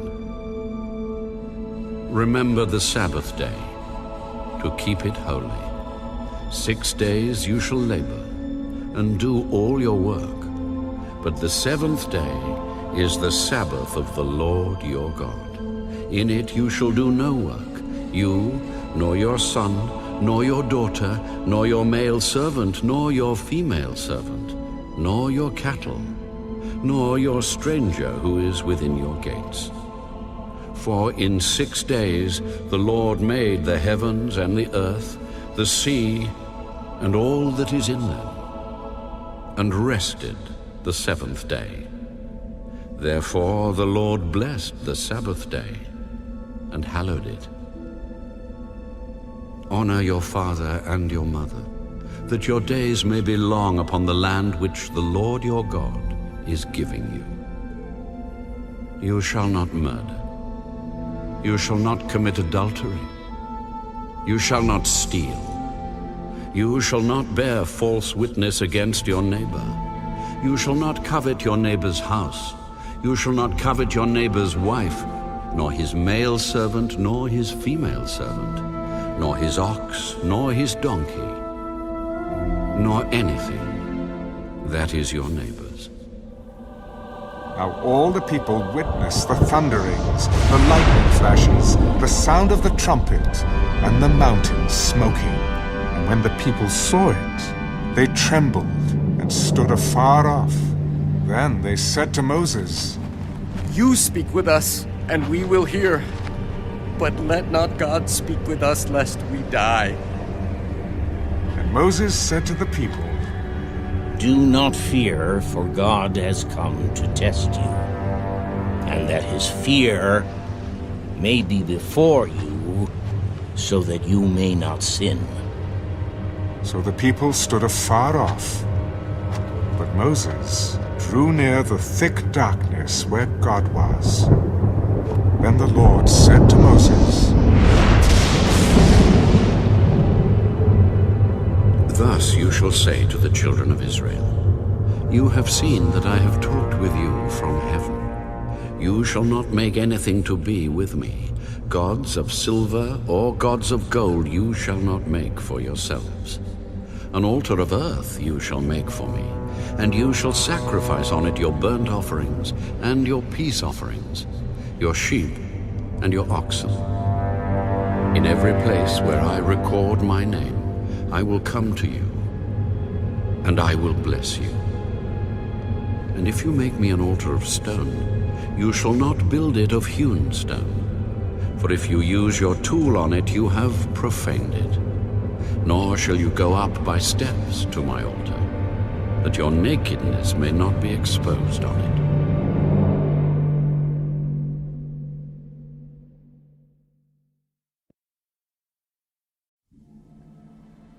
Now these are the judgments which you shall set before them. If you buy a Hebrew servant, he shall serve 6 years, and in the 7th he shall go out free and pay nothing. If he comes in by himself, he shall go out by himself. If he comes in married, then his wife shall go out with him. If his master has given him a wife, and she has borne him sons or daughters, the wife and her children shall be her master's, and he shall go out by himself. But if the servant plainly says, I love my master, my wife, and my children, I will not go out free, then his master shall bring him to the judges.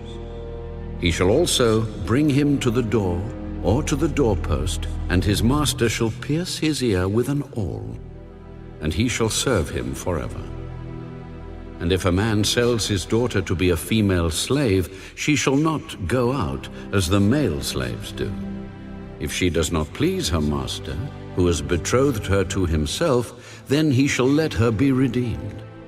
He shall have no right to sell her to a foreign people, since he has dealt deceitfully with her. And if he has betrothed her to his son, he shall deal with her according to the custom of daughters. If he takes another wife, he shall not diminish her food, her clothing, and her marriage rights. And if he does not do these 3 for her, then she shall go out free without paying money. He who strikes a man so that he dies shall surely be put to death. However, if he did not lie in wait, but God delivered him into his hand, then I will appoint for you a place where he may flee. But if a man acts with premeditation against his neighbor to kill him by treachery, you shall take him from my altar, that he may die. And he who strikes his father or his mother shall surely be put to death. He who kidnaps a man and sells him, or if he is found in his hand, shall surely be put to death. And he who curses his father or his mother shall surely be put to death. If men contend with each other, and one strikes the other with a stone or with his fist, and he does not die, but is confined to his bed, if he rises again and walks about outside with his staff, then he who struck him shall be acquitted. He shall only pay for the loss of his time, and shall provide for him to be thoroughly healed. And if a man beats his male or female servant with a rod, so that he dies under his hand, he shall surely be punished. Notwithstanding, if he remains alive a day or two, he shall not be punished, for he is his property. If men fight and hurt a woman with child so that she gives birth prematurely, yet no harm follows, he shall surely be punished accordingly, as the woman's husband imposes on him, and he shall pay as the judges determine. But if any harm follows, then you shall give life for life, eye for eye, tooth for tooth, hand for hand, foot for foot, burn for burn, wound for wound, stripe for stripe. If a man strikes the eye of his male or female servant and destroys it, he shall let him go free for the sake of his eye. And if he knocks out the tooth of his male or female servant, he shall let him go free for the sake of his tooth. If an ox gores a man or a woman to death, then the ox shall surely be stoned, and its flesh shall not be eaten, but the owner of the ox shall be acquitted. But if the ox tended to thrust with its horn in times past, and it has been made known to his owner, and he has not kept it confined, so that it has killed a man or a woman, the ox shall be stoned, and its owner also shall be put to death. If there is imposed on him a sum of money, then he shall pay to redeem his life whatever is imposed on him, whether it has gored a son or gored a daughter, according to this judgment, it shall be done to him. If the ox gores a male or female servant, he shall give to their master 30 shekels of silver, and the ox shall be stoned. And if a man opens a pit, or if a man digs a pit and does not cover it, and an ox or a donkey falls in it, the owner of the pit shall make it good. He shall give money to their owner, but the dead animal shall be his. If one man's ox hurts another's so that it dies, then they shall sell the live ox and divide the money from it, and the dead ox they shall also divide. Or if it was known that the ox tended to thrust in time past, and its owner has not kept it confined, he shall surely pay ox for ox, and the dead animal shall be his own.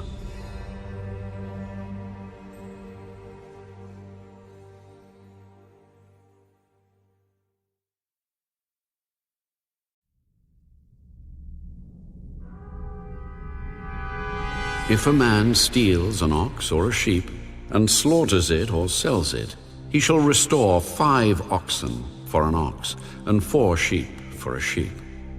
If the thief is found breaking in, and he is struck so that he dies, there shall be no guilt for his bloodshed.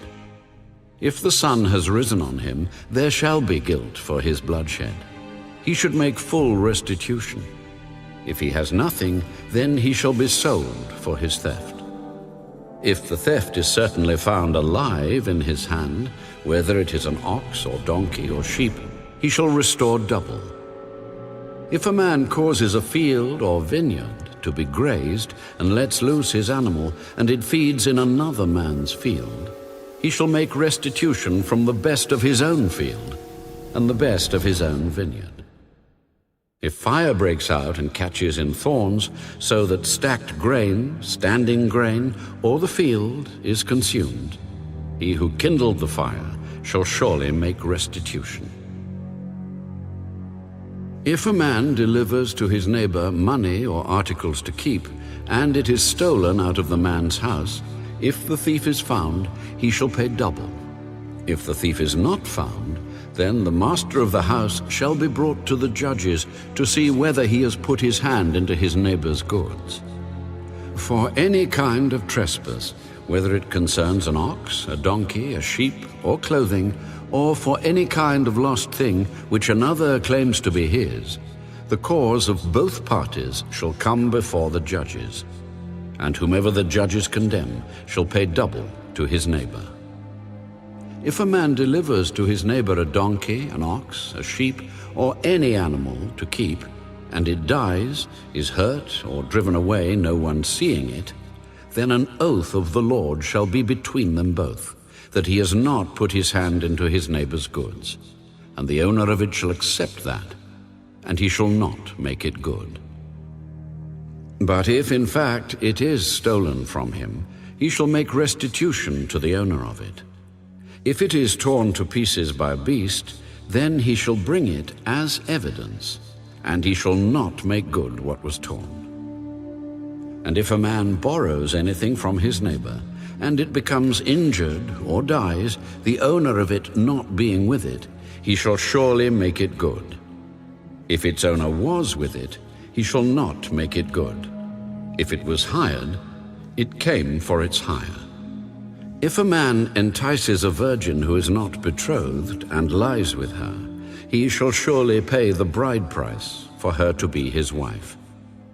If her father utterly refuses to give her to him, he shall pay money according to the bride price of virgins.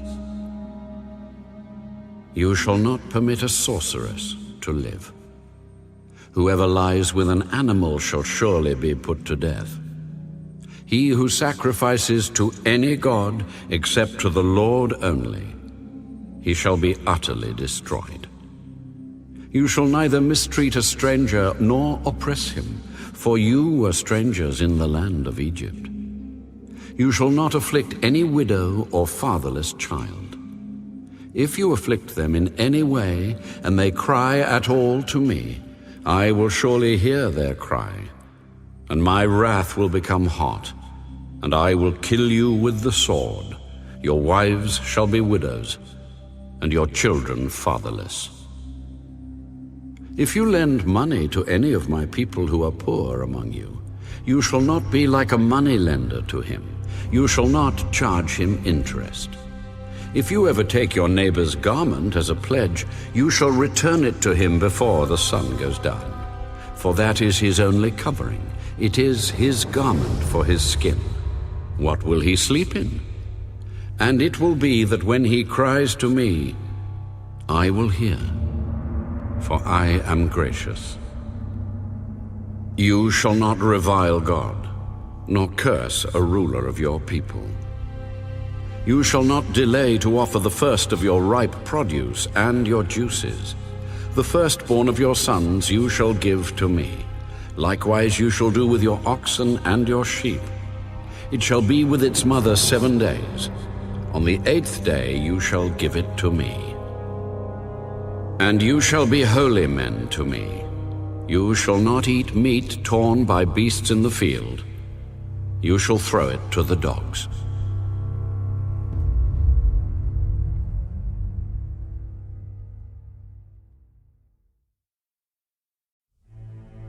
You shall not circulate a false report. Do not put your hand with the wicked to be an unrighteous witness.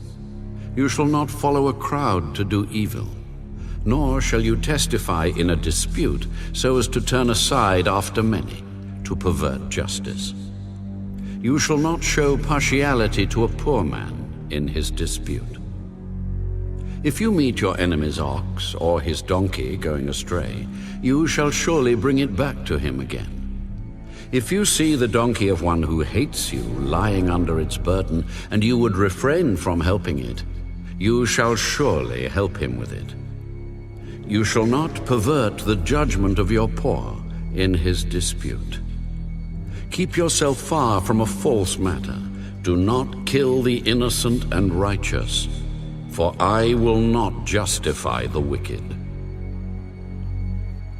And you shall take no bribe, for a bribe blinds the discerning and perverts the words of the righteous. Also you shall not oppress a stranger, for you know the heart of a stranger, because you were strangers in the land of Egypt. 6 years you shall sow your land and gather in its produce. But the 7th year you shall let it rest and lie fallow, that the poor of your people may eat, and what they leave the beasts of the field may eat. In like manner you shall do with your vineyard and your olive grove. 6 days you shall do your work, and on the 7th day you shall rest, that your ox and your donkey may rest, and the son of your female servant and the stranger may be refreshed. And in all that I have said to you, be circumspect, and make no mention of the name of other gods, nor let it be heard from your mouth. 3 times you shall keep a feast to me in the year. You shall keep the feast of unleavened bread. You shall eat unleavened bread 7 days, as I commanded you, at the time appointed in the month of Abib. For in it you came out of Egypt. None shall appear before me empty. And the feast of harvest, the first fruits of your labors which you have sown in the field. And the feast of ingathering, at the end of the year, when you have gathered in the fruit of your labors from the field. 3 times in the year all your males shall appear before the Lord God. You shall not offer the blood of my sacrifice with leavened bread, nor shall the fat of my sacrifice remain until morning. The first of the first fruits of your land you shall bring into the house of the Lord your God. You shall not boil a young goat in its mother's milk. Behold, I send an angel before you to keep you in the way, and to bring you into the place which I have prepared. Beware of him, and obey his voice. Do not provoke him, for he will not pardon your transgressions. For my name is in him.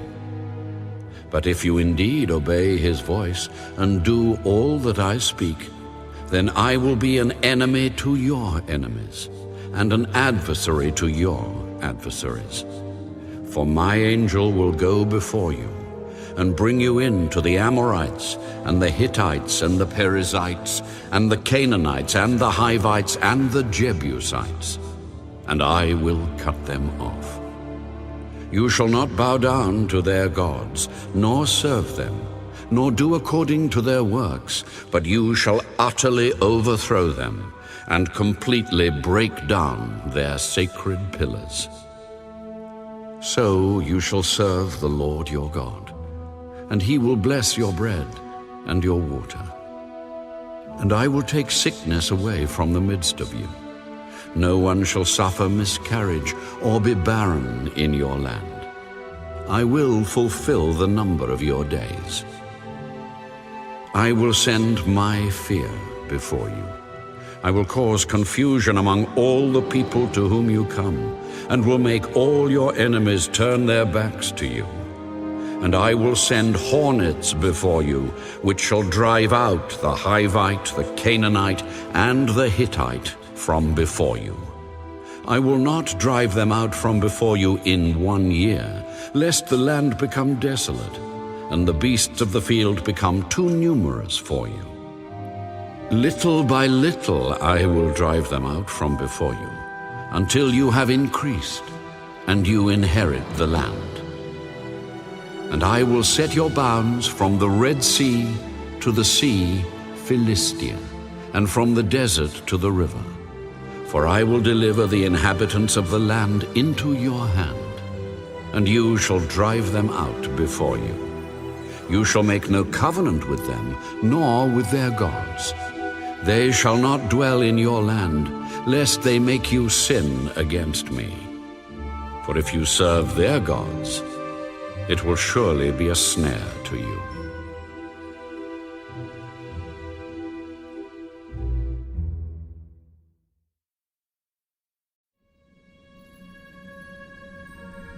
Now the Lord said to Moses, Come up to the Lord, you and Aaron, Nadab and Abihu, and 70 of the elders of Israel, and worship from afar. And Moses alone shall come near the Lord, but they shall not come near, nor shall the people go up with him. So Moses came and told the people all the words of the Lord and all the judgments. And all the people answered with one voice, All the words which the Lord has said, we will do. And Moses wrote all the words of the law. And he rose early in the morning and built an altar at the foot of the mountain, and 12 pillars, according to the 12 tribes of Israel. Then he sent young men of the children of Israel, who offered burnt offerings and sacrificed peace offerings of oxen to the Lord. And Moses took half the blood and put it in basins, and half the blood he sprinkled on the altar. Then he took the book of the covenant and read in the hearing of the people. And they said, All that the Lord has said we will do, and be obedient. And Moses took the blood, sprinkled it on the people, and said, This is the blood of the covenant which the Lord has made with you, according to all these words. Then Moses went up, also Aaron, Nadab, and Abihu, and 70 of the elders of Israel, and they saw the God of Israel. And there was under his feet, as it were, a paved work of sapphire stone, and it was like the very heavens in its clarity. But on the nobles of the children of Israel he did not lay his hand. So they saw God, and they ate and drank.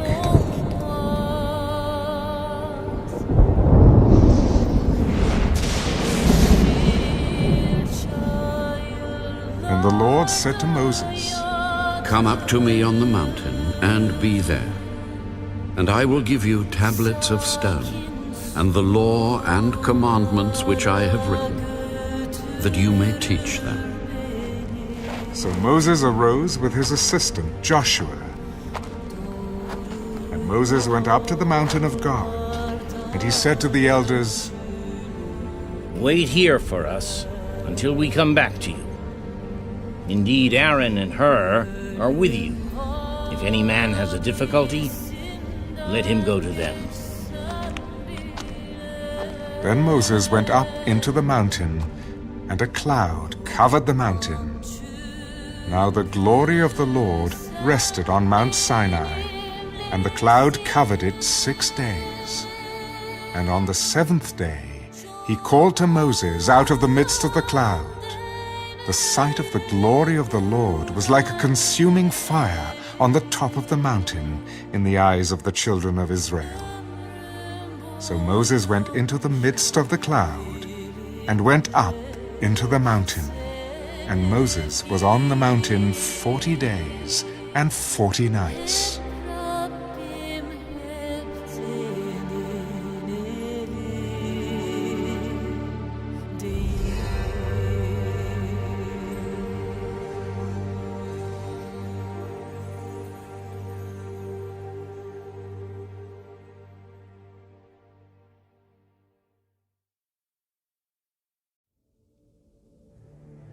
Then the Lord spoke to Moses.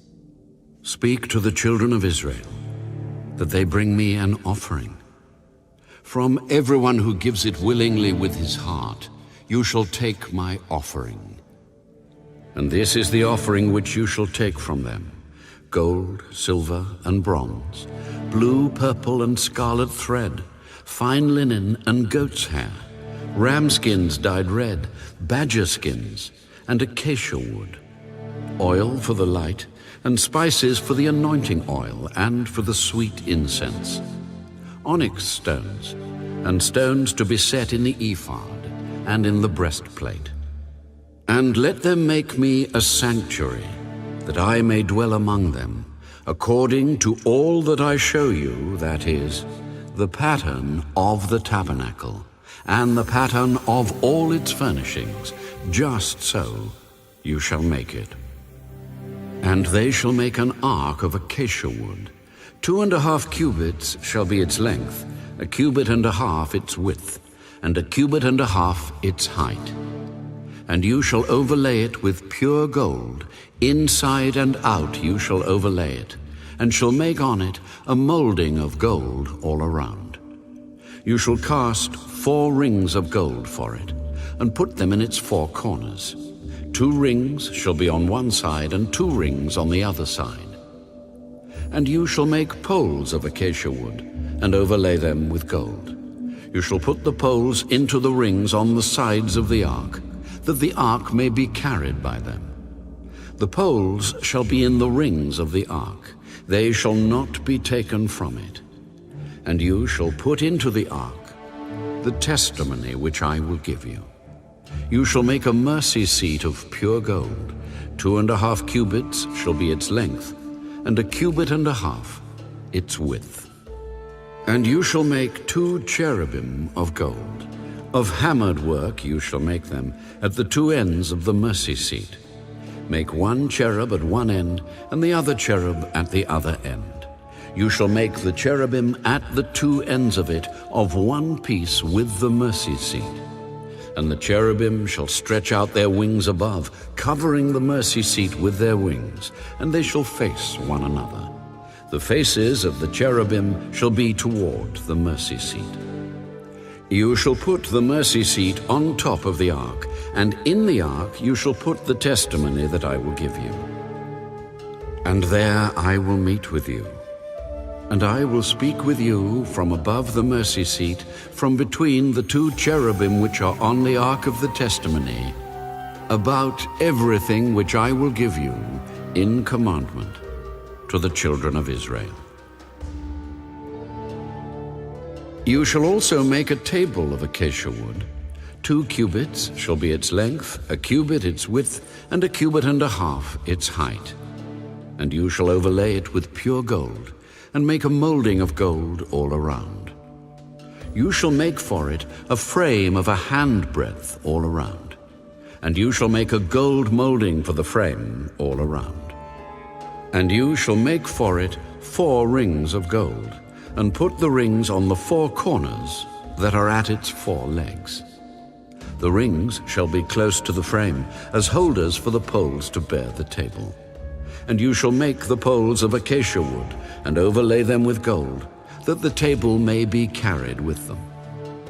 You shall make its dishes, its pans, its pitchers, and its bowls for pouring. You shall make them of pure gold. And you shall set the showbread on the table before me always. You shall also make a lampstand of pure gold. The lampstand shall be of hammered work. Its shaft, its branches, its bowls, its ornamental knobs and flowers shall be of one piece. And 6 branches shall come out of its sides. 3 branches of the lampstand out of one side, and 3 branches of the lampstand out of the other side. 3 bowls shall be made like almond blossoms on one branch, with an ornamental knob and a flower. And 3 bowls made like almond blossoms on the other branch, with an ornamental knob and a flower, and so for the 6 branches that come out of the lampstand. On the lampstand itself, 4 bowls shall be made like almond blossoms, each with its ornamental knob and flower. And there shall be a knob under the first 2 branches of the same, a knob under the second 2 branches of the same, and a knob under the third 2 branches of the same, according to the 6 branches that extend from the lampstand. Their knobs and their branches shall be of one piece. All of it shall be one hammered piece of pure gold. You shall make 7 lamps for it, and they shall arrange its lamps so that they give light in front of it, and its wick trimmers and their trays shall be of pure gold.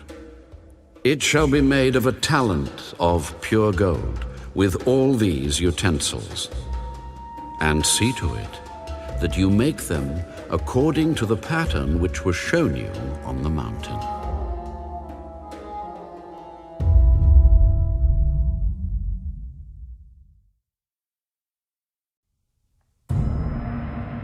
Moreover, you shall make the tabernacle with 10 curtains of fine woven linen, and blue, purple, and scarlet thread.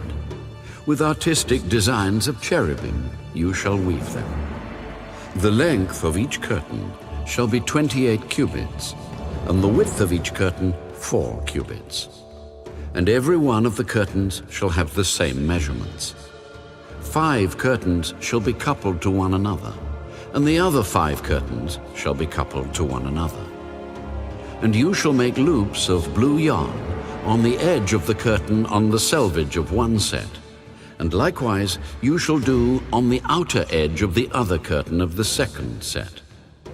50 loops you shall make in the one curtain, and 50 loops you shall make on the edge of the curtain that is on the end of the second set, that the loops may be clasped to one another. And you shall make 50 clasps of gold, and couple the curtains together with the clasps, so that it may be one tabernacle. You shall also make curtains of goat's hair to be a tent over the tabernacle. You shall make 11 curtains. The length of each curtain shall be 30 cubits, and the width of each curtain 4 cubits. And the 11 curtains shall all have the same measurements. And you shall couple 5 curtains by themselves, and 6 curtains by themselves. And you shall double over the 6th curtain at the forefront of the tent.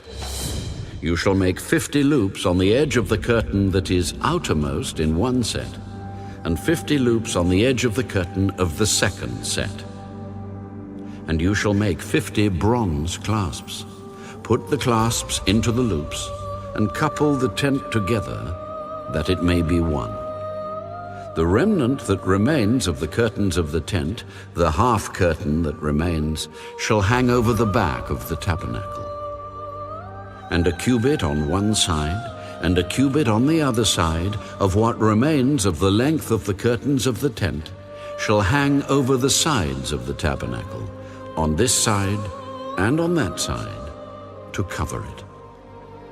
You shall also make a covering of ram skins dyed red for the tent, and a covering of badger skins above that. And for the tabernacle you shall make the boards of acacia wood standing upright. 10 cubits shall be the length of a board, and a cubit and a half shall be the width of each board. 2 tenons shall be in each board for binding one to another. Thus you shall make for all the boards of the tabernacle. And you shall make the boards for the tabernacle 20 boards for the south side. You shall make 40 sockets of silver under the 20 boards, 2 sockets under each of the boards for its 2 tenons. And for the second side of the tabernacle, the north side, there shall be 20 boards, and there 40 sockets of silver, 2 sockets under each of the boards. For the far side of the tabernacle, westward, you shall make 6 boards. And you shall also make 2 boards for the 2 back corners of the tabernacle. They shall be coupled together at the bottom, and they shall be coupled together at the top by 1 ring. Thus it shall be for both of them. They shall be for the 2 corners. So there shall be 8 boards with their sockets of silver, 16 sockets, 2 sockets under each of the boards. And you shall make bars of acacia wood, 5 for the boards on one side of the tabernacle, 5 bars for the boards on the other side of the tabernacle, and 5 bars for the boards on the side of the tabernacle, for the far side westward. The middle bar shall pass through the midst of the boards from end to end. You shall overlay the boards with gold, make their rings of gold as holders for the bars, and overlay the bars with gold. And you shall raise up the tabernacle according to its pattern, which you were shown on the mountain. You shall make a veil woven of blue, purple, and scarlet thread, and fine woven linen. It shall be woven with an artistic design of cherubim. You shall hang it upon the 4 pillars of acacia wood overlaid with gold. Their hooks shall be gold upon 4 sockets of silver. And you shall hang the veil from the clasps. Then you shall bring the ark of the testimony in there, behind the veil. The veil shall be a divider for you between the holy place and the most holy. You shall put the mercy seat upon the ark of the testimony in the most holy. You shall set the table outside the veil, and the lampstand across from the table on the side of the tabernacle toward the south.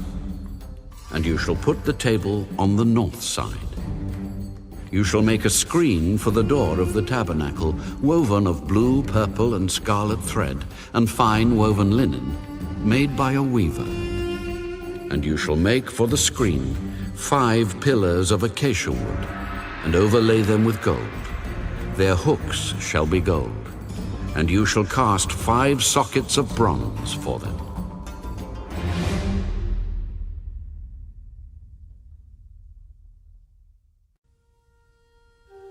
You shall make an altar of acacia wood, 5 cubits long and 5 cubits wide. The altar shall be square, and its height shall be 3 cubits. You shall make its horns on its 4 corners. Its horns shall be of one piece with it, and you shall overlay it with bronze. Also you shall make its pans to receive its ashes, and its shovels, and its basins, and its forks, and its fire pans. You shall make all its utensils of bronze. You shall make a grate for it, a network of bronze, and on the network you shall make 4 bronze rings at its 4 corners. You shall put it under the rim of the altar beneath, that the network may be midway up the altar. And you shall make poles for the altar, poles of acacia wood, and overlay them with bronze. The poles shall be put in the rings, and the poles shall be on the 2 sides of the altar to bear it. You shall make it hollow with boards. As it was shown you on the mountain, so shall they make it. You shall also make the court of the tabernacle. For the south side there shall be hangings for the court, made of fine woven linen, 100 cubits long for one side.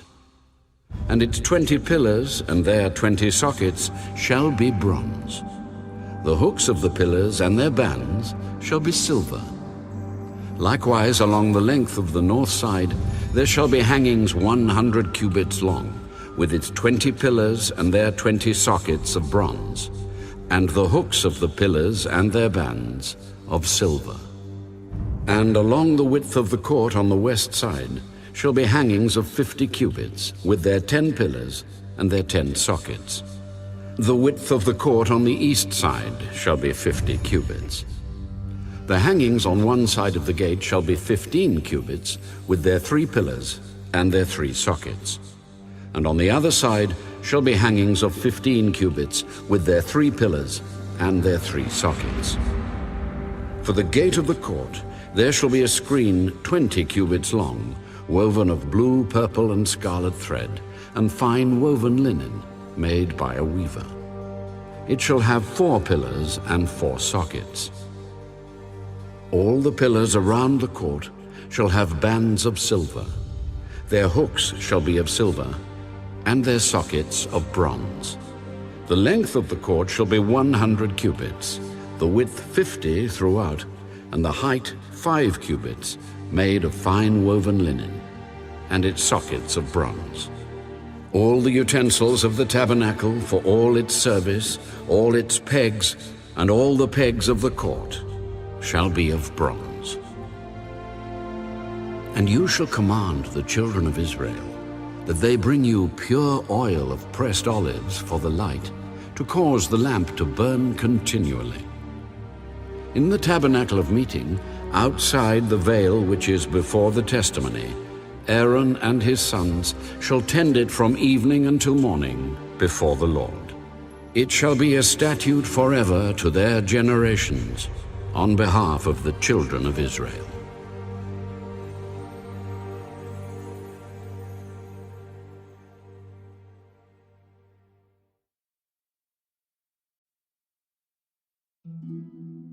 Now take Aaron your brother and his sons with him from among the children of Israel, that he may minister to me as priest, Aaron and Aaron's sons, Nadab, Abihu, Eleazar, and Ithamar. And you shall make holy garments for Aaron your brother, for glory and for beauty. So you shall speak to all who are gifted artisans, whom I have filled with the spirit of wisdom, that they may make Aaron's garments, to consecrate him, that he may minister to me as priest. And these are the garments which they shall make: a breastplate, an ephod, a robe, a skillfully woven tunic, a turban, and a sash. So they shall make holy garments for Aaron your brother and his sons, that he may minister to me as priest. They shall take the gold, blue, purple, and scarlet thread, and the fine linen, and they shall make the ephod of gold, blue, purple, and scarlet thread, and fine woven linen, artistically worked. It shall have 2 shoulder straps joined at its 2 edges, and so it shall be joined together. And the intricately woven band of the ephod, which is on it, shall be of the same workmanship, made of gold, blue, purple, and scarlet thread, and fine woven linen. Then you shall take 2 onyx stones, and engrave on them the names of the sons of Israel, 6 of their names on one stone, and 6 names on the other stone, in order of their birth. With the work of an engraver in stone, like the engravings of a signet, you shall engrave the 2 stones with the names of the sons of Israel. You shall set them in settings of gold. And you shall put the 2 stones on the shoulders of the ephod as memorial stones for the sons of Israel. So Aaron shall bear their names before the Lord on his 2 shoulders as a memorial. You shall also make settings of gold, and you shall make 2 chains of pure gold like braided cords, and fasten the braided chains to the settings. You shall make the breastplate of judgment, artistically woven according to the workmanship of the ephod. You shall make it of gold, blue, purple, and scarlet thread, and fine woven linen. You shall make it. It shall be doubled into a square. A span shall be its length, and a span shall be its width. And you shall put settings of stones in it, 4 rows of stones. The first row shall be a sardius, a topaz, and an emerald. This shall be the first row. The second row shall be a turquoise, a sapphire, and a diamond. The third row a jacinth, an agate, and an amethyst. And the fourth row a beryl, an onyx, and a jasper. They shall be set in gold settings.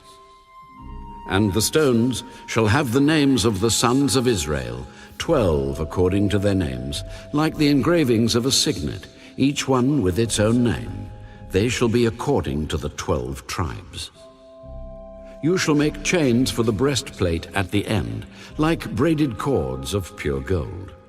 And you shall make 2 rings of gold for the breastplate, and put the 2 rings on the 2 ends of the breastplate.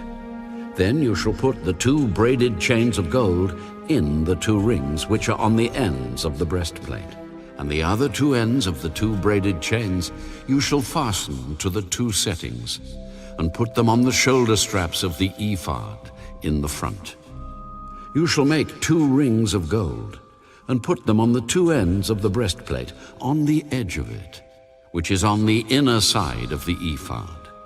And 2 other rings of gold you shall make, and put them on the 2 shoulder straps underneath the ephod, toward its front, right at the seam above the intricately woven band of the ephod.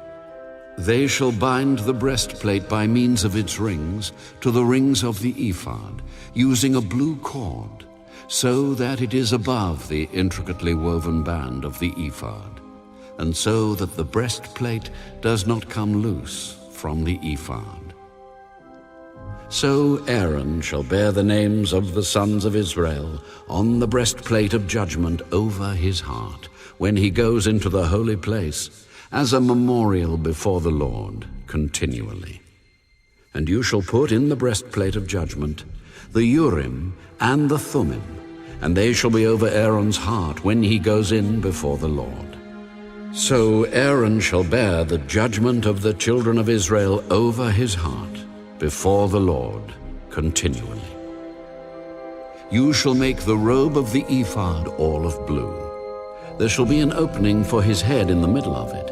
It shall have a woven binding all around its opening, like the opening in a coat of mail, so that it does not tear.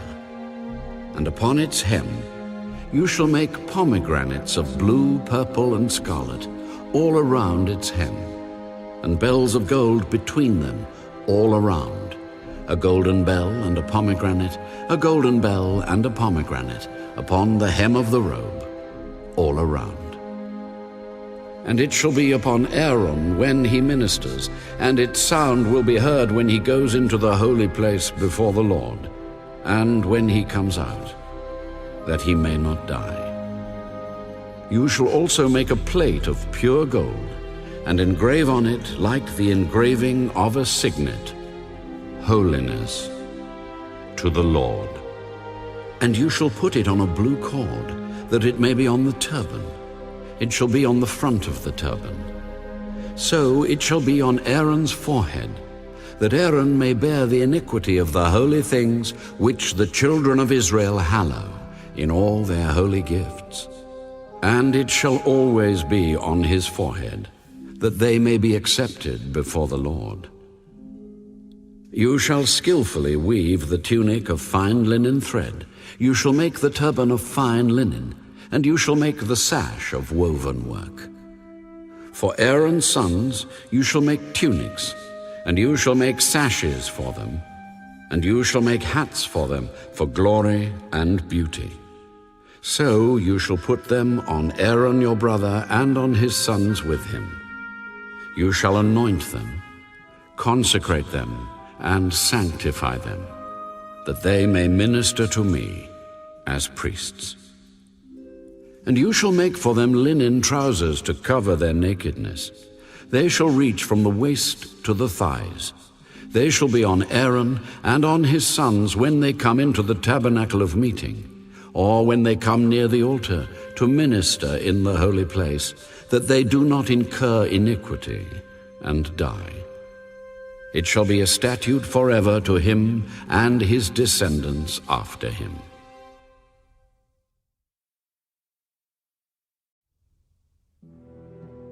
And this is what you shall do to them, to hallow them for ministering to me as priests. Take 1 young bull and 2 rams without blemish, and unleavened bread, unleavened cakes mixed with oil, and unleavened wafers anointed with oil. You shall make them of wheat flour. You shall put them in 1 basket, and bring them in the basket with the bull and the 2 rams. And Aaron and his sons you shall bring to the door of the tabernacle of meeting, and you shall wash them with water. Then you shall take the garments, put the tunic on Aaron, and the robe of the ephod, and the breastplate, and gird him with the intricately woven band of the ephod. You shall put the turban on his head, and put the holy crown on the turban. And you shall take the anointing oil, pour it on his head, and anoint him. Then you shall bring his sons, and put tunics on them. And you shall gird them with sashes, Aaron and his sons, and put the hats on them. The priesthood shall be theirs for a perpetual statute. So you shall consecrate Aaron and his sons. You shall also have the bull brought before the tabernacle of meeting, and Aaron and his sons shall put their hands on the head of the bull. Then you shall kill the bull before the Lord by the door of the tabernacle of meeting. You shall take some of the blood of the bull and put it on the horns of the altar with your finger, and pour all the blood beside the base of the altar. And you shall take all the fat that covers the entrails, the fatty lobe attached to the liver, and the 2 kidneys and the fat that is on them, and burn them on the altar. But the flesh of the bull, with its skin and its offal, you shall burn with fire outside the camp. It is a sin offering.